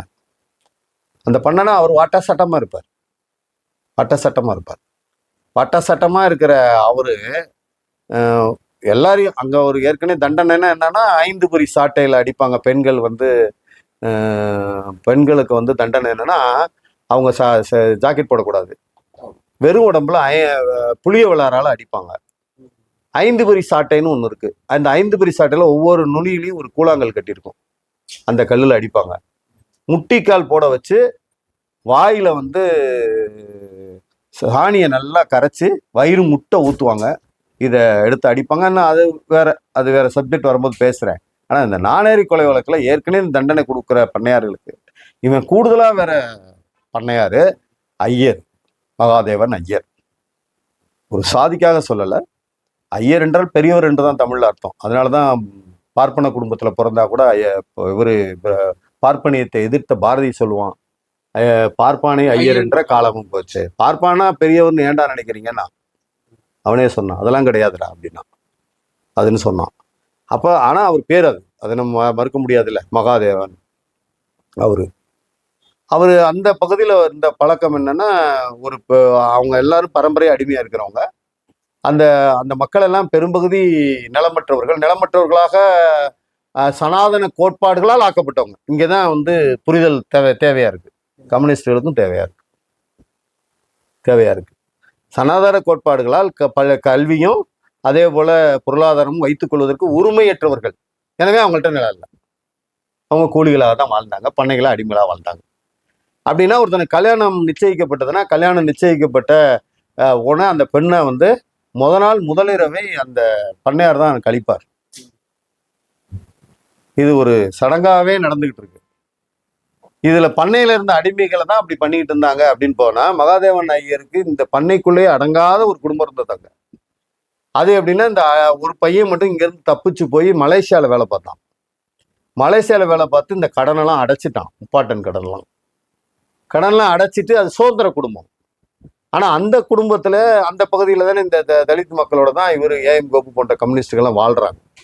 அங்க வாழும்போது அந்த பகுதியில் இருக்கும்போது தான் வந்து இந்த வீட்டுல கல்யாண சத்தம் நாள் கேட்குது. அதுக்கான மகிழ்ச்சியில எல்லாரும் இருக்காங்க. கல்யாணத்துக்கு மறுநாள் நடக்க போது நாளே மகிழ்ச்சியா இருக்காங்க. இவங்களும் போறாங்க. ஏன்னா அவங்களோட அப்படியே ஐக்கியமாய் தானே வாழ்றாங்க. அதனால வாழும்போது போறாங்க, மகிழ்ச்சியா தான் பேசிட்டு இருக்காங்க. மறுநாள் பார்த்தா ரேடியோ பாடலை, எதுவும் பாடலை, ஒரே ஒப்பாரி சத்தம் கேட்குது. என்னன்னு போய் பார்த்தா அந்த பெண்ணு அழுகுது. மணாளனா இருக்கிற பொண்ணு. கல்யாண மாப்பிள்ள ஒரு சோகமா உட்காந்துருக்கான்.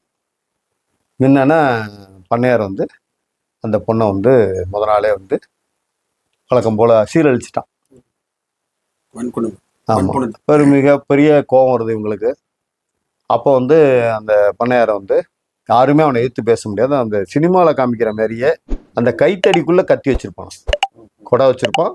கைத்தடி, கொடை, அதுல கத்தி. சினிமா எடுத்திருக்காங்க. ஆமா, சினிமா எடுத்திருக்காங்க. அப்படி வச்சிருப்பானா. அவனை ஏற்கு நேரம் யாருமே சந்திக்க முடியாது, யாரும் எதிர்த்தெல்லாம் பேச முடியாது. அப்ப இவங்க தான் வந்து கோபு மேல இருக்க கொலை வழக்கு என்னன்னா, அவன் வந்து ஒரு நாள் அந்த நடு வரப்புல தலை தனியாகவும் முண்டம் தனியாகவும் கிடந்தான்.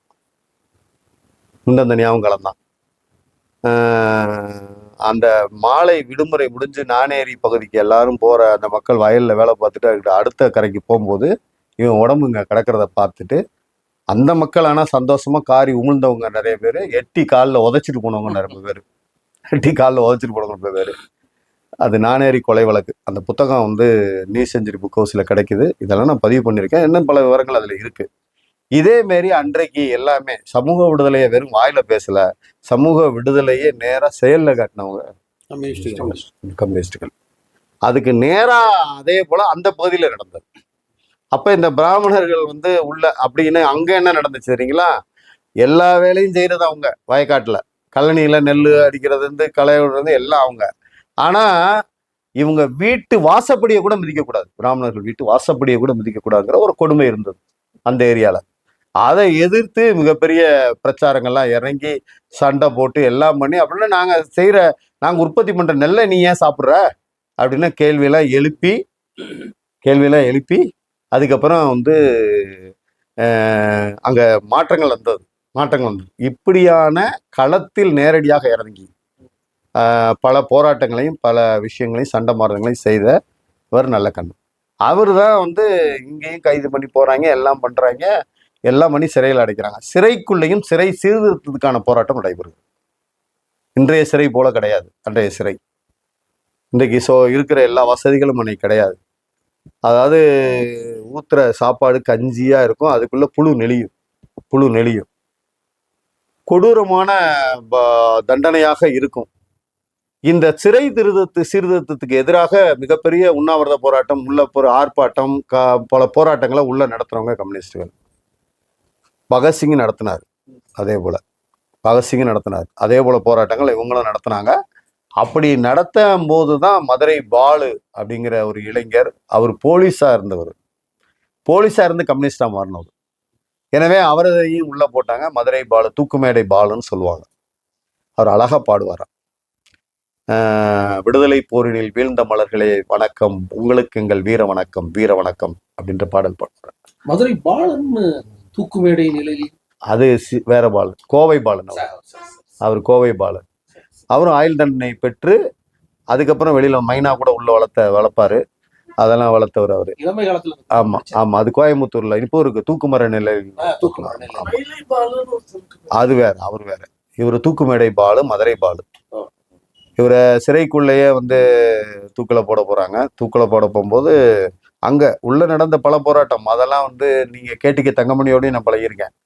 கேடிகே தங்கமணி அவரும் 100 ஆண்டு கடந்தவர், அவரை பத்தி யோசிக்கணும். பிறகு அதுக்கு இதே பெரிய வரலாறு இருக்கு. அப்ப அந்த சிறைக்குள்ள போராட்டம் நிறைய நடைபெறுது. அந்த போராட்டத்துல போலீஸை எதிர்த்து சண்டை போடுற விஷயங்கள்லாம் நடக்குது. கேடிகே தங்கமணி எல்லாம் சிறையில பிடிக்க போகும்போது சிறையில் என்ன சொல்றாங்கன்னா, அவர் சிறைக்குள்ள போய் அப்ப என்ன வருவாங்கன்னா, அந்த பழைய அவனுக்கு அடிமையா இருக்கிற ஆயுள் தண்டனை கைதிகள் எல்லாம் போலீஸா இருப்பான்ல, போலீஸ் மாதிரி வருவான். ஆமா, அந்த மாதிரி அவங்களையும் கூட்டிகிட்டு, போலீஸும் கூட்டிகிட்டு இவங்களை கட்டாயப்படுத்தி உணவு சாப்பிட சொல்றது, போராட்டத்தை முறியடிக்கிறது, அடிக்கிறது, இதெல்லாம் நடக்கும். இது நடக்கும்போது கேடிகே தங்கமணி எல்லாம் வந்து அவர் ரூமுக்குள்ள மட்டும் போகும்போது பார்த்து பயந்து தான் போவாங்களாம். அவர் வந்து எங்க இருந்து பாய்வார்னே தெரியாது. அந்த கொடுத்துருக்கிற தட்டு இருக்குல்ல, அந்த தட்டை கூர்முனையா மாத்திக்கிட்டு வச்சுட்டு, கத்தி மாதிரி வச்சுட்டு, எங்கேயாவது பள்ளி ஒட்டி இருக்க மாதிரி எங்கேயாவது ஒட்டி இருந்து தாக்குவாராம். கொரில்லா யுத்தம் மாதிரி. பாரட்ல படிச்சவர் அவரே அது பெரிய வரலான்னு வச்சுங்க. அந்த சிறையில அவரெல்லாம் ஒன்னாதான் இருந்தாங்க. அவர் வேலூர் சிறையில இருந்தார், மதுரை சிறையில இருந்தார். மதுரை சிறையிலேயே இந்த டீமுக்குள்ள இவர் தான் இருந்தாரு. மதுரை பால தூக்கில போட போகும்போது அதெல்லாம் நேரடியாவே பார்த்தவர். அவர் போட்டதுக்கு பின்னாடி அங்க இரங்கல் ஊர்வலத்தை நடத்தினாரு. போகும்போதே மதுரை பாலு போகும்போதே சிரிச்சுக்கிட்டே போனாராம். இந்த நம்ம வந்து பகத்சிங்கை பத்தி தான் சொல்றோம்ல, வடபுலத்துல இருந்த தலைவர்களை பத்தி தானே சொல்றோம். ஆனா மதுரை பாலம் அதே போல சிரிச்சுக்கிட்டே போனாராம்.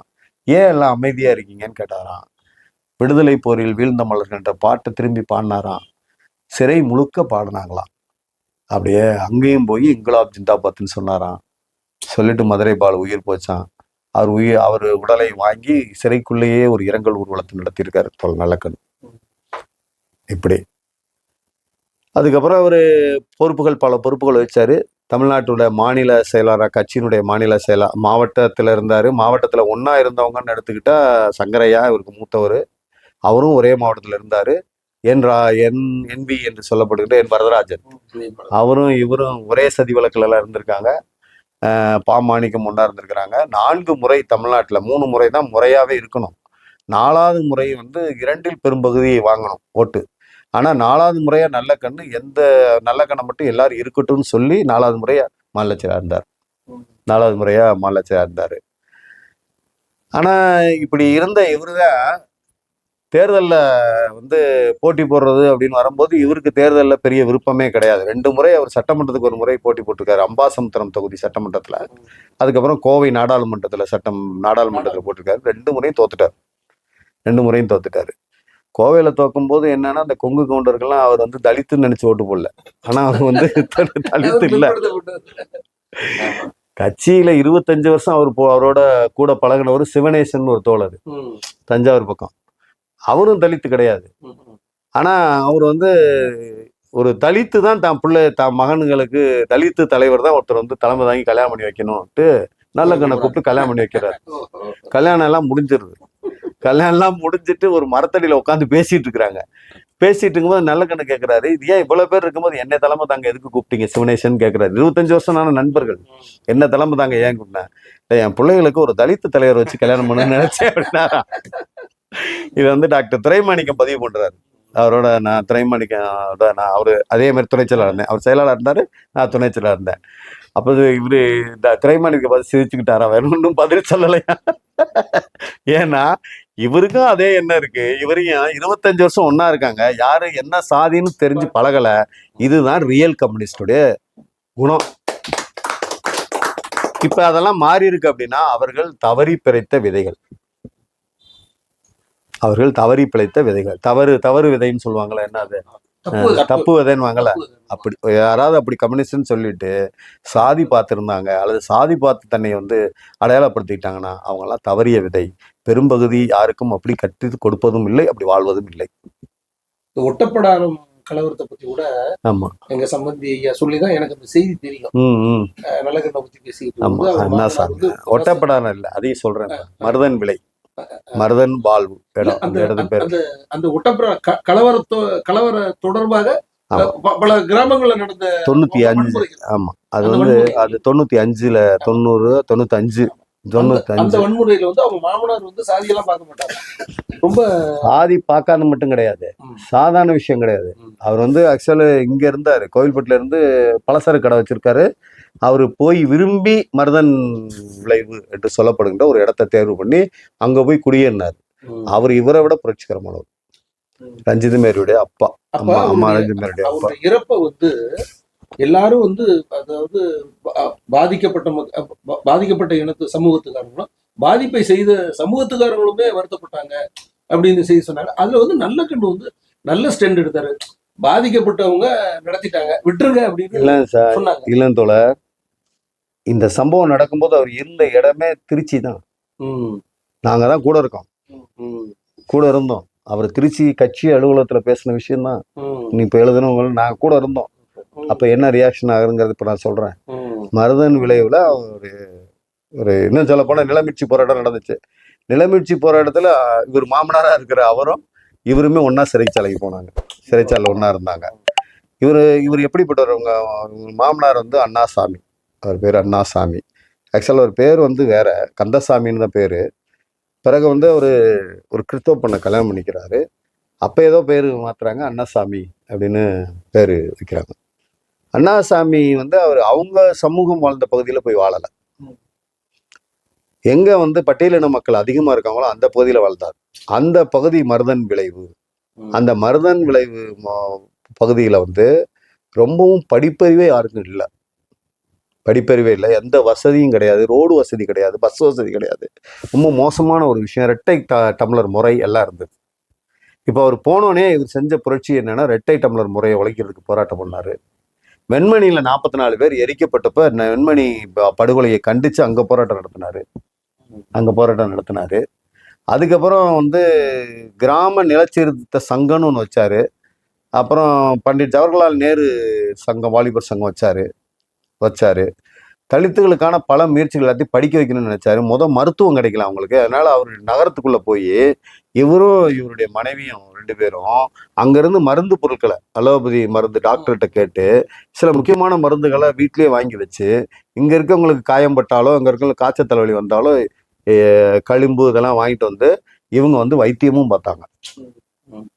அண்ணாசாமி வைத்தியமும் பார்த்தாரு. ரெட்டை டம்ளர் முறையை எதிர்க்கிறதுக்காக போராட்டம் பண்ணாரு. நிறைய இந்த மாதிரி. அப்புறம் அவங்கள படிக்க வைக்கிறதுக்காக முயற்சி எடுத்து பள்ளிக்கூடம் வர வைக்கிறதுக்கு முயற்சி பண்ணாரு. அந்த ஊருக்கு இதெல்லாமே அவருடைய மகள் ரஞ்சித் மேரி இவருடைய மகளே பதிவு பண்ணியிருக்காங்க.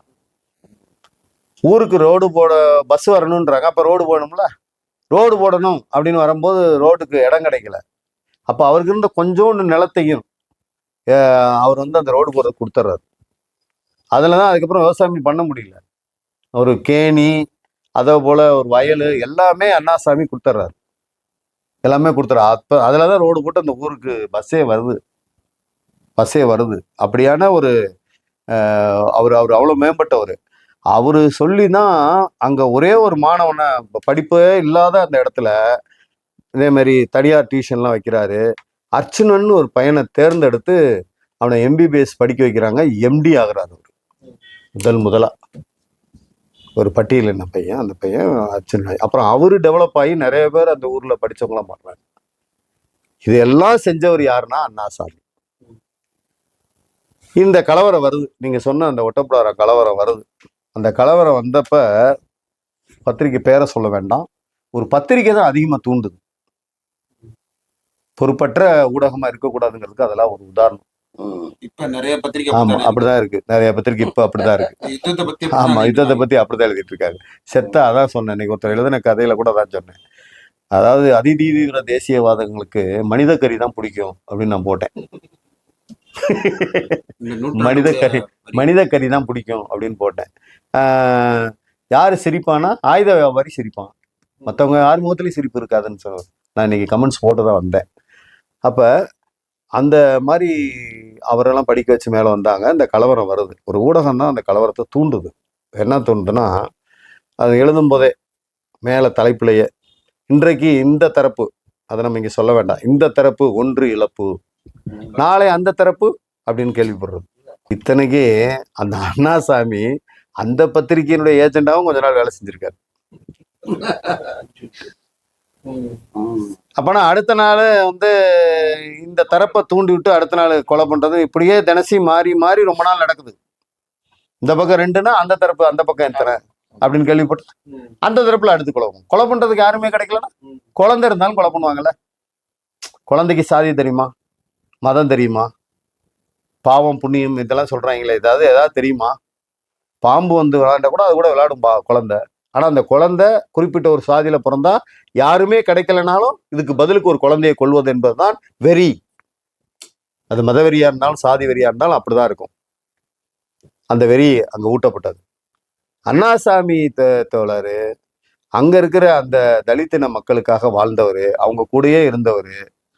ஆனால் அவரும் டிசம்பர் 95 டிசம்பர் 3ஆம் தேதி பகல் 12 மணிக்கு ஒரு கும்பல் உள்ள பூந்து அவர் மனைவி கண்ணுக்கு முன்னாடியே வெட்டி கொல்றாங்க. இந்த தகவல் தோழர் நல்லக்கண்ணு திருச்சியில இங்க இருக்க நிகழ்ச்சிகளுக்காக தான் வர்றார்.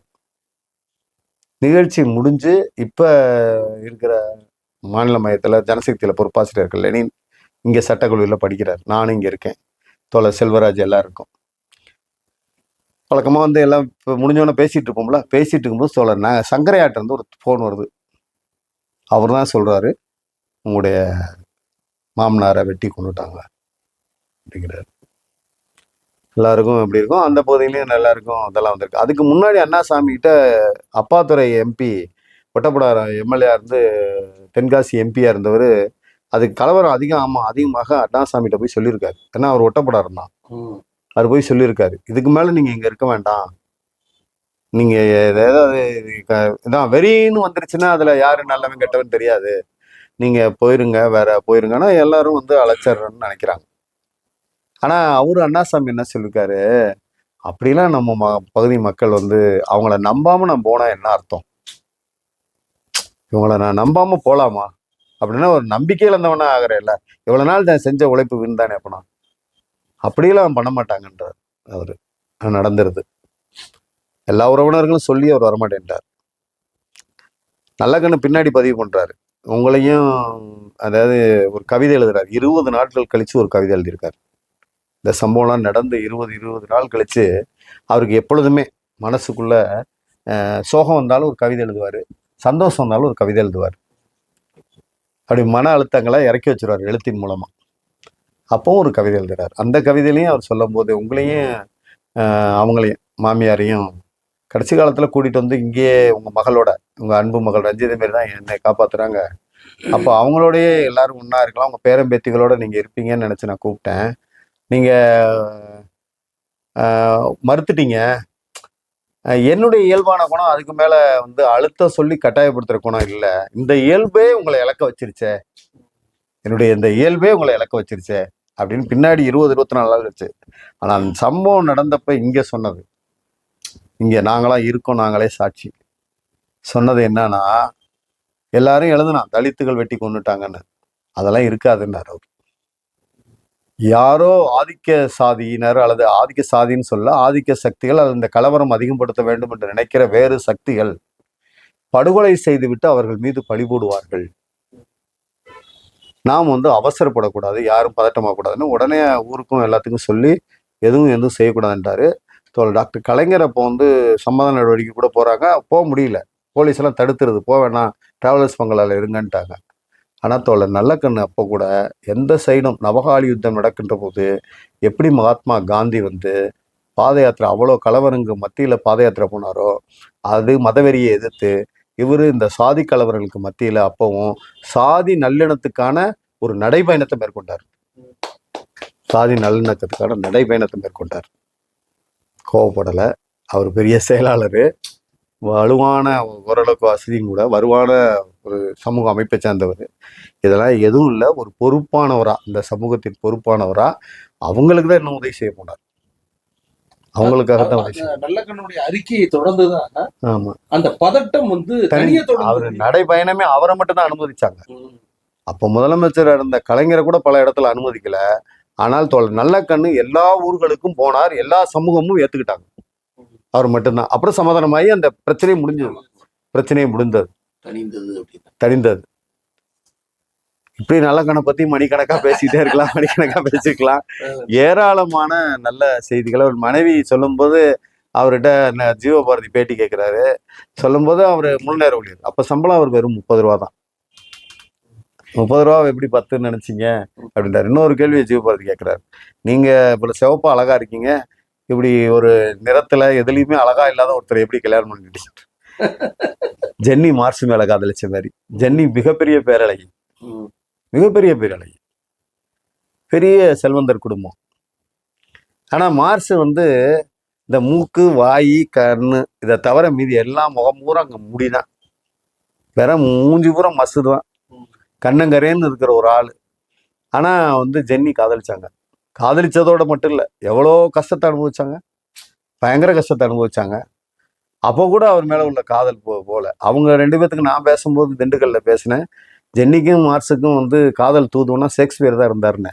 எல்லாரும் சிரிச்சாங்க. என்னன்னு உண்மை அது. எப்படின்னா ஜென்னியோட அப்பா வந்து ரொம்ப ஷேக்ஸ்பியர் மேல ரொம்ப பிரியமானவர், பெரிய பிரபுக்கள் குடும்பம், ஆனா ஷேக்ஸ்பியர் மேல மார்ஸுக்கு ஷேக்ஸ்பியர் அத்துப்படி. இப்படி பாரதி எப்படி வாய் விட்டு பாடுவான், அது மாதிரி வாய் விட்டு பாடுற மாதிரி, நிற்பதுவோ நடப்பதுவோன்ற பாடுற மாதிரி ஷேக்ஸ்பியர் பாட்டை பாடுறவர். அதில் லைட்டு போய் வந்து ஜென்னி வந்து அவங்க அப்பாவும் இவரும் பேசிக்கிட்டது அங்கிட்ட இருந்து 4 வயசு மூத்தவங்க. ஜென்னியோட அக்காவுக்கு தான் அவங்க நட்பு. இவரு சின்ன பையன். ஒரு இடத்துல சொல்றாங்க, நீ சின்ன பிள்ளையில உன்னை வந்து நம்ம இப்ப சொல்லுவோம்ல, ஜட்டி போட்ட காலத்திலே தெரியும்லான்னு, அதே மாதிரி உன்னை சின்ன பிள்ளையா இருக்கும் போதே தெரியும் ஜென்னி சொல்றாங்க. அப்ப 4 வயசு மூத்தவர் மேல இப்படி ஒரு கரடு முரடான ஒரு முகம் உள்ளவர் மேல காதல் வந்துச்சு அவங்களுக்கு. அந்த காதல் கடைசி வரை இருந்தது. ரொம்ப பெரிய விஷயம். அதனாலதான் உலகத்துக்கு மூலதனன்ற புத்தகமே அவங்களாலதான் கிடைச்சிச்சு. ஏங்கல்ஸ் ஒரு காரணமா இருந்தால் ஜென்னியும் ஒரு காரணம். எப்படி வந்து அறிவை காதலித்தார்களோ அதே மாதிரி இவர்கிட்ட ஜீவபாரதி கேட்குறாங்க, ரஞ்சித மாரி அக்கா முறை வேணுவார் அவருக்கு. அவரு இவ்வளோ வந்து தோற்றப்பொழிவே இல்லாதவர், அப்புறம் சம்பளமும் கிடையாது, எப்பவும் ஜெயிலுக்கு போயிடுவாரு, இவர் எப்படி நீங்க போய் காதலிச்சீங்கன்னு சொன்னப்ப அவங்க வந்து சொன்னாங்க, அவருடைய போராட்ட குணம் தான் எனக்கு பிடிச்சிருந்துச்சு, அதனால தான் கல்யாணம் பண்ணேன். நல்ல பல தகவல்கள், உருக்கமான தகவல்கள், அது உங்களுக்கு நெருக்கமான தகவல்களையும் எங்கள்கிட்ட பகிர்ந்துக்கிட்டீங்க. இந்த நிகழ்ச்சியை நான் ஒண்ணு மட்டும் சொல்லிடுறேன், எனக்கு ஏற்பட்ட அனுபவத்தை ஒரு ரெண்டு நிமிஷம் மட்டும் எடுத்துக்கிறேன். 2 நிமிஷம். ஆர்என்கேவும் தொடங்கும் போது விவசாய ஆமா சங்கத்துல தான் விவசாயத்துல இருக்கு. அவரை மணப்பாறையில் இருக்கும்போது அந்த மணப்பாறை காமராஜர் செல்ல முதல் நான் பொறுப்புக்கு வந்த பின்னாடி ஒரு பொதுக்கூட்டத்துக்கு கூட்டு போகணும்னு வராரு. சரி வராரு, என்னாச்சுன்னு நான் வழக்கத்துக்கு மாறா எவ்வளோ ஒரு கூட்டம் மேடையை போட்டு ஒரு 100 அடிக்கு டியூப் லைட்லாம் கட்டியிருந்தேன். அந்த பயணியர் விடுதியில் தங்க வச்சுட்டு சரின்னு கார் எடுத்துட்டு காரில் போகலாம் அப்படின்னு சொல்கிறேன். அதெல்லாம் காரில் வர மறுத்துட்டார். அப்புறம் அந்த ஆட்டோவில் தான் வரேன். ஆட்டோ போய் அப்படி திரும்புது, பார்த்தா லைட்டாக எரிஞ்சுக்கிட்டு இருக்கான். என்ன அது லைட்டாக எரியுது, ஊரில் திருவிழாவா, திருவிழா நேரத்தில் எதுக்கு பொதுக்கூட்டம் நடத்துறீங்கன்னாரு. திரு நான் தாலுக்கா செயலாளர் இருந்த நேரம்னு வச்சுங்க, ஒரு 96 நான் கவுன்சிலராக இருந்தேன். அப்போ அந்த 96 95 வாக்கில் அப்படிதான் அவர் செயலாளராக இருக்கார். அவர் மாநில செயலாளர். அப்போ நான் மணப்பாறை பொறுப்பாளர். திருவிழாவா அப்படின்னு கேட்குறாரு. இல்லை உங்களுக்காக தான்னாரு. அவ்வளோதாங்க. அது வரைக்கும் நல்லா பேசிட்டு இருந்தா, மூஞ்சி சுண்டிடுச்சு, பேசவே இல்லை என் கூட. பொதுக்கூட்டம் மேடைக்கு வர்றாரு. மேடையில் பேசும்போது மட்டும்தான் வாயை திறக்கிறார். அது வரைக்கும் யாரோடையும் பேசினாரு. நாட்டு கஷ்டத்தை இவ்வளவு விளக்கு போட்டு தான் விளக்க போறீங்களா? இவ்வளவு விளக்கு போட்டு தான் விளக்க போறீங்களா? நாட்டு கஷ்டத்தை இவ்வளவு விளக்கு போட்டு தான் விளக்க போறீங்களா அப்படின்னு கேட்டாரு. அடுத்து அப்போ வந்து KC பழனிசாமி MP சட்டமன்ற நாடாளுமன்றத்துக்கு நிற்கிறாரு. அந்த தேர்தல் பிரச்சாரத்துக்கு வருது நேரு அமைச்சர், அவரும் அந்த கூட்டத்தில் இருக்காரு. வழக்கமாக பையங்காப்பெல்லாம் இளைஞர்கள் மணப்பாறையில் கம்யூனிஸ்ட் கட்சியில் என்னுடைய வருகைக்கு பிறகு கொஞ்சம் ஊக்கம் பெற்று நிறைய பேர் வந்தாங்க. அந்த இளைஞர்கள் எல்லாம் ரொம்ப ஆர்வத்தில் ஒரு வழக்கமாக திராவிட கட்சிகள் செய்கிற மாதிரி பெரிய ஆளுயர மாலை, கிரீடம், மலர் கிரீடம் எல்லாம் ரெடி பண்ணிட்டு இருக்காங்க. நேரு எல்லாம் பேசி முடிச்சுட்டு இவர் பேசாதுக்கு முன்னாடி அதை எடுத்துட்டு 10 பேர் தூக்கிட்டு தான் வர முடியும். அப்படி ஒரு மாலை, ஒரு சலசலப்பு வரும்ல. அது என்னன்னு கேட்குறாரு. மேலே மாலையோட வர்றாங்க. வாங்க மறுத்துட்டாரு. மூஞ்சி சுண்டி போச்சு, வாங்க மறுத்துட்டாரு. நேரு எல்லாருமே கூட இருக்காங்க, வாங்க முடியவே முடியாண்டார், மறுத்துறாரு.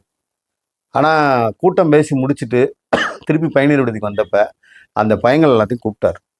அவங்க மூஞ்சி சுண்டி போச்சுல, இப்போ அவங்களோட ரொம்ப நேரம் பேசுறாரு. பேசிட்டு சொன்னாரு, நம்ம எவ்வளோ கஷ்டப்படுற கட்சி, இந்த காசெல்லாம் நம்ம கட்சிக்கு தேர்தலுக்கு கொடுத்துருக்கலாம்ல அப்படின்னாரு. தேர்தல் செலவு கொடுத்துருக்கலாம்ல அப்படின்னு சொல்லி ரொம்ப வருத்தப்பட்டார். அதே மாதிரி திட்டமிடுறதுல மிகப்பெரிய திட்டமிட்டார். இப்போ நக்கீரன் கோபால ஜெயலலிதா ஆட்சியில் வந்து எப்படியாவது பொடால உள்ள போகணும்னு நினைக்கிறாங்க. பொடா சட்டத்தில் தான் அவரை கைது பண்ணாங்க.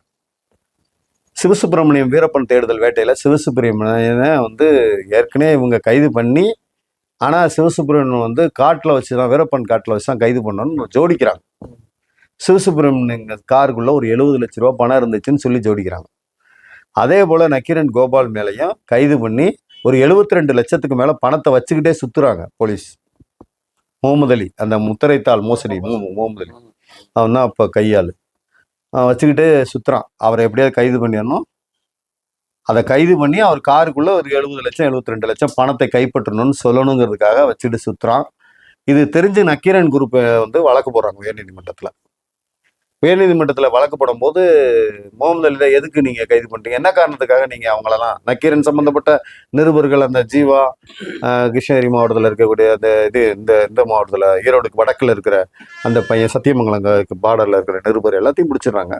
பிடிச்சி நக்கீரனில் வேலை பார்த்தேன்னு சொன்னாவே ஏதோ எப்போ பெரிய பயங்கரவாதி மாதிரி கைது பண்ணிட்டு இருந்த நேரம். அப்போ உயர்நீதிமன்றத்துக்கு இந்த நிலைமையை எதிர்த்து நக்கீரன் வந்து வழக்குக்கு போறாங்க. வழக்கில் வந்து கேட்குறாங்க, இந்த மாதிரி நீங்கள் வந்து நீதிபதிகள் கேட்குறாங்க. அப்போ முகமது அலி சொன்னது, தேடப்படும் குற்றவாளி கோபால், நக்கீரன் கோபால்ன்றார், தேடப்படும் குற்றவாளி அப்படின்னு அறிவித்து தேடினாங்க. இந்த மாதிரி கைது பண்ணிடுறாங்க. ஒரு கட்டத்தில் கைது பண்ணதுக்கு முன்னாடி அன்னைக்கு ஊடகங்கள் எல்லாரும் திரண்டு வந்தாங்க. நக்கீரன் வாசலுக்கு முன்னாடி பெரிய போராட்டம் நடக்குது, உண்ணாவிரத போராட்டம் நடக்குது. அனைத்து கட்சியினரும் கூப்பிடுறாங்க. நல்ல கண்ணு கம்யூனிஸ்ட் கட்சி சார்பாக செயலாளர் என்ற முறையில் கூப்பிடுறாங்க. நல்ல கண்ணு தான் பேசுறாரு. நக்கீரன் விடுதலை வரை இந்த போராட்டம் தொடர வேண்டும்ன்றார். எல்லாரும் வந்து வாழ்த்திட்டு போறாங்க. ஆனால் அவரை விடுதலை செய்யும் வரை இந்த போராட்டம் தொடரணும். இது இப்போ அனுமதிச்சோம்னா கருத்து போறது இதாயிரும் அப்படிங்கிறார். இப்போ சொன்னதுக்கு பிறகு இப்போ அதில் கம்யூனிசம் பற்றி எழுதின ஜவஹர், அதே போல் அப்போ காமராஜர் ஆசிரியர், பன்னீர், இவங்கெல்லாம் எல்லாரும் சேர்ந்து அதுக்கப்புறம் உண்ணாவிரதம் முடிஞ்சு போச்சு. அடுத்து என்ன பண்ணுறதுன்னு உங்களுக்கு தெரியல. அதுக்கப்புறம் சரி என்ன செய்யலாம், ஒரு இன்னொரு கண்டன கூட்டங்களை எல்லாரையும் சேர்த்து நடத்தலாம், காமராஜ் மன்றத்தில் நடத்தலாம் அப்படின்னு நினைக்கிறாங்க. சரி, அவங்களுக்கு புரிஞ்ச விஷயம் என்னன்னா, ஃபர்ஸ்ட் யாரை போய் இதை தொடங்க வைக்கிறது யாருகிட்டன்னா நல்லக்கண்ணிட்ட போய் தொடங்க வைக்க போகிறாங்க. இப்போ நல்லக்கண்ணை தான் போய் பேசுகிறாங்க.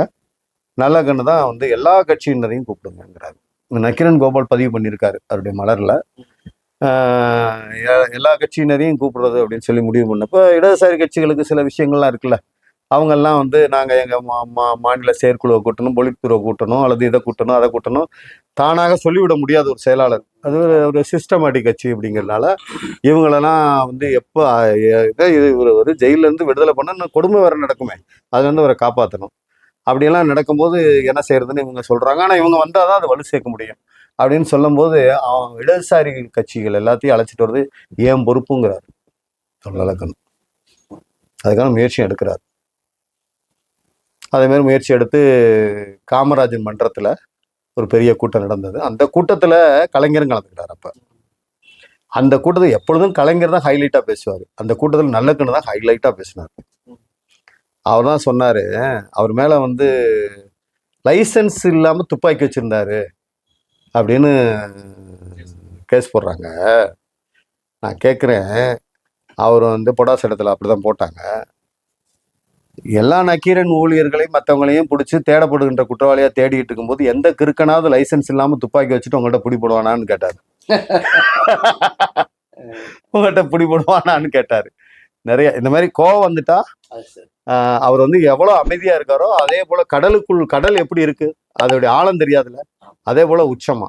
அதோட திமுக பிஜேபியோட கூட்டணி சேர்ந்தப்ப கலைஞருக்கு உற்ற நண்பராக இருந்தால் கூட ஒரு கட்டத்துல இவர் சொல்றாரு, இந்த சொல்ல பயன்படுத்துறாரு, கலைஞருடைய தலையில் விஷம் ஏறிவிட்டதுன்னாரு. பாஜகவோட கூட்டணி சேர்ந்தது அவ்வளவு நண்பர் தான் கடைசி வரை. எனக்கு இன்னும் சொல்ல போனா எனக்கும் கலைஞருக்குமான ஒரு உறவு ஏற்பட்டது. கலைஞர் என்னை பத்தி 1.5 பக்கம் எழுதினாரு, என்னை வர சொல்லி 10 நிமிஷம் பேசினார். பிறகு நான் வந்து கலைஞரை எதிர்த்து எழுத வேண்டிய சூழ்நிலை வந்தது. அதுக்கு பிறகும் வந்து கலைஞர் வந்து நல்லகண்ணிட்ட தான் அந்த பையன் நல்லா இருக்கானான்னு கேட்டாராம் அவர்கிட்ட. அது சொல்லிட்டு அவன் நல்லா தான் எழுதுறானாராம் நான் எதிர்த்து எழுதினப்ப அந்த உறவுக்கு இடையிலையும் இவர் தான் பாலமா இருந்தார். அவ்வளோ நட்பு அவருக்கு. ஆனாலும் கூட கொள்கையில எவ்வளவு உறுதியா இருந்தாருங்கிற விஷயம். அதே போலயே அதுக்கப்புறம் நக்கீரன் கோபால் இப்ப அடுத்த கூட்டம் நடத்தியாச்சு, அடுத்து என்ன செய்ய போறது அப்படின்னு இவங்க யாருக்கும் தெரியல. நக்கீரன் போராட்ட குழுவுக்கு தெரியல. அப்பவும் நல்லகண்ணு தான் ஆலோசனை சொல்லியிருக்காரு. இல்ல மதுரை, கோவை, திருச்சின்னு நினைக்கிறேன் ஏதோ ஒரு இடம், 3 இடத்துல பெரிய பிரம்மாண்ட கூட்டம் நடத்தணும், எல்லா கட்சி தலைவரும் கலந்து. அங்க கூட அவர் வந்து என்ன காம்ப்ரமைஸ் ஆகுறாருன்னா, இப்ப எல்லா கட்சியும் கூப்பிடணும்னு சொல்றாரு. அவங்க சொல்லும் போது என்ன சொல்றாங்க, அதிமுக பாஜக தவிர கூப்பிடுவோன்றாங்க. அவர் சொல்றாரு அதிமுக கேஸ் போட்டது, அந்த கட்சி கூப்பிட முடியாது. ஆனா பாஜக நம்ம கொள்கை ரீதியா எதிர்பார்க்கலாம், ஆனா இந்த பொது விஷயத்துக்கு அப்படியெல்லாம் ஒதுக்கி வைக்க வேண்டியது இல்லைன்னாரு. அவங்களையும் அலைஞனார். இது எப்படி அவருடைய அரசியல் நுணுக்கம் அப்படிங்கிறத நம்ம புரிஞ்சுக்கணும். அதே மாதிரி அடுத்து கிரவுண்ட் ரியாலிட்டி. அதுக்கு அடுத்து அவரை சொல்லும்போது 3 இடங்கள்ல பொதுக்கூட்டம் போடுங்க, எங்க கட்சியில இருந்து மதுரையில போடுங்க, மதுரை கூட்டத்துக்கு தாப்பாண்டியன் வருவாரு, கோவையில போடுங்க சுப்பராயன் எம்பி வருவாருன்னாரு. இவர் மற்ற இடதுசாரி கட்சிகளும் கலந்து வைக்கணும்னு சொல்லும்போது ஒரு கட்சியில போய் சொல்றாங்க, அவங்க வந்து செயற்குழுவை கேட்டு தான் நாங்கள் சொல்லுவோன்ட்டாங்க. அப்படியா சொன்னாங்க, சரி நீங்க போங்க அப்படின்னு சொல்லிட்டு அவர் போன்ல எடுத்து பேசி அவங்க சம்மதிச்சுட்டாங்க, போட்டுக்கங்கன்னாரு. அந்த அளவுக்கு ஒரு ஊடகத்து மேல அது மேல எதிர்த்தாக்குதல் வரும்போது அது 4வது தூண்னு சொல்லப்படுகின்ற அந்த ஜனநாயகத்தை காப்பாற்றுறதுக்கான விஷயங்களையும் ஒரு உறுதியா இருந்தார். ஒரு கம்யூனிஸ்ட்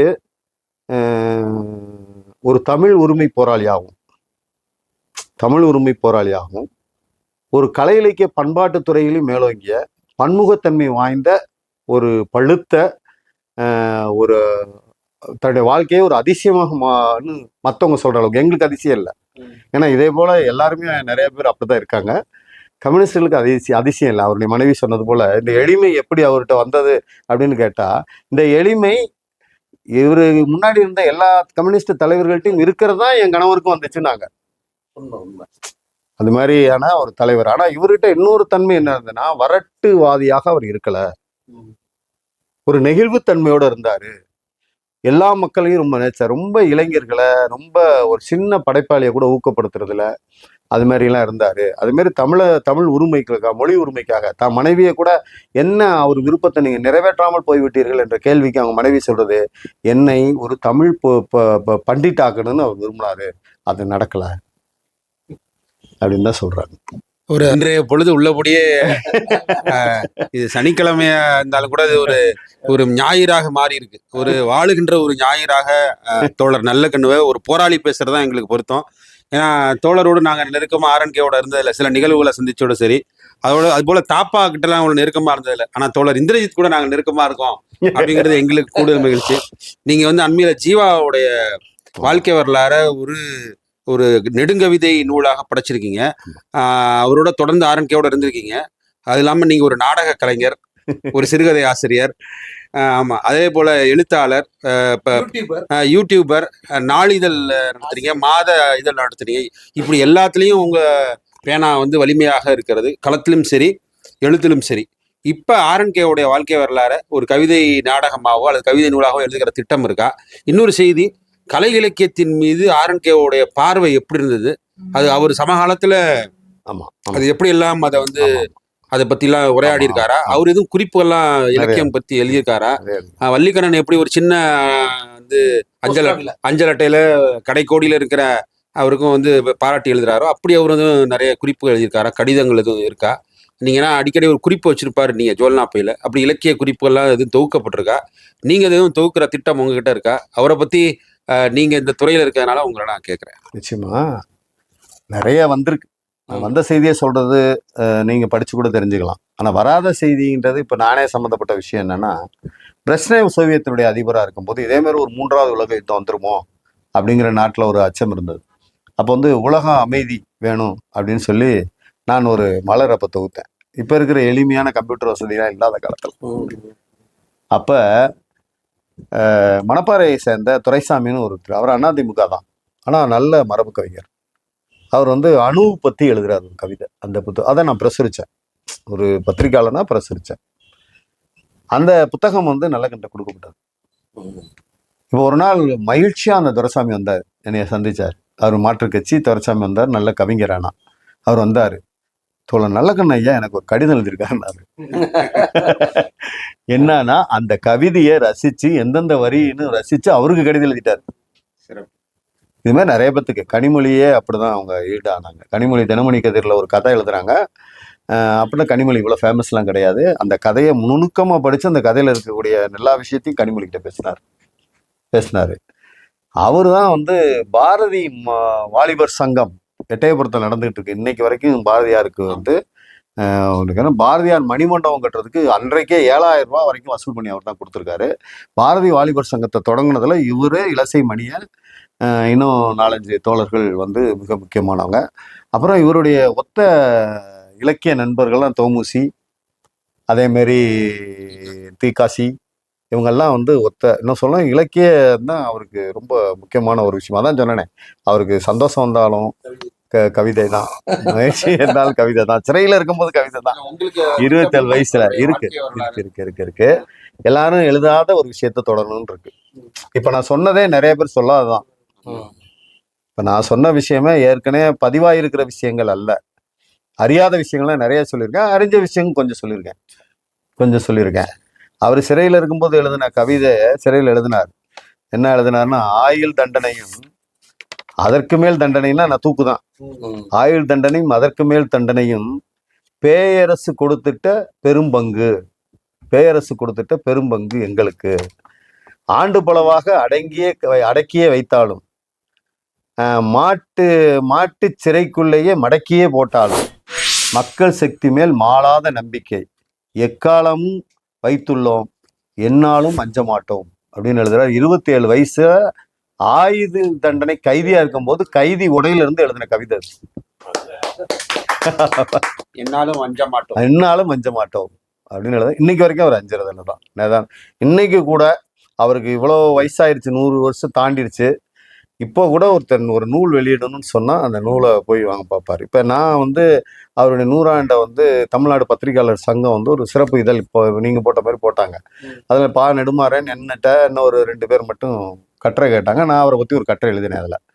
அதை எழுதினதை அவங்க நூல் கொடுத்துருக்காங்க, ஆனால் நிறைய மிஸ் ஆயிடுச்சு. அப்புறம் நான் இப்போ போன மாதம் போனப்போ அதை வந்து நான் பதிவு பண்ணி வச்சிருந்ததை படித்து காமிச்சேன். அந்த புத்தகம் வேணுன்றாரு. இன்னொரு பண்பெல்லாம் தெரிஞ்சுங்க, நான் இப்படி சேர் இருக்கு, அவரை சேர்ல உட்கார வச்சு நாங்கள் நின்றுட்டு போட்டோ எடுக்கணும்னு சொல்றோம், முடியாதுன்றாரு. அவரும் எந்திரிக்க முயற்சி பண்றாரு. அப்புறம் அதுக்கப்புறம் அந்த அந்த இடம் அப்படி இருந்ததுனால வேற ஒரு இடத்துக்கு வந்து அனைவருக்கும் சேர் போட்டு நாங்க அமர்ந்த பின்னாடி தான் அமர்வேங்கிறாரு. அவர் வாழ்ற காலத்துல வாழ்ந்துகிட்டு இருக்கோம் அதே முயற்சி. ஒரு செய்தி, இப்ப நம்ம இந்த நல்லக்கண்ணூருடைய ஐயாவுடைய நூற்றாண்டு விழாவை வந்து அங்குசம் அறக்கட்டளை யாவரும் கேளீர் தமிழியல் பொதுமொழி நடத்துதுன்னு சொன்னோன்னே என்னுடைய நண்பர் ஒருத்தர் தொலைபேசியில தொடர்பு கொண்டு சொன்னாரு, நீங்க நடத்துற நூற்றாண்டு விழா நிகழ்ச்சி நல்ல கண்ணுக்கு தெரியுமா அப்படின்னு கேட்டாரு. நான் சொன்னேன் நல்ல கண்ணுக்கு தெரியாது அப்படின்னு. ஏன் நல்ல கண்ணுக்கு சொல்ல வேண்டியது என்னன்னாரு, அதெல்லாம் தேவையில்ல, அவர் பெரிய ஆளுமை, அவரை பற்றி பேசுவது எங்களுக்கு அவருக்கு சொல்லணும். எல்லாத்தையும் விட நல்ல கண்ணுவை வந்து அருகிலிருந்து பார்த்து எங்களுக்கு நல்ல செய்திகளை சொல்வதற்கு இந்திரஜித்து வர்றாரு. அருகிலிருந்து பார்த்த மற்றும் ஒரு நல்ல கண்ணு அவர் வர்றாரு, அது போதும் எங்களுக்கு அப்படின்னு சொன்னோம். நல்ல கண்ணுக்கு சொல்லலன்னு சொன்னா அவர் ரொம்ப ஆச்சரியப்பட்டாரு.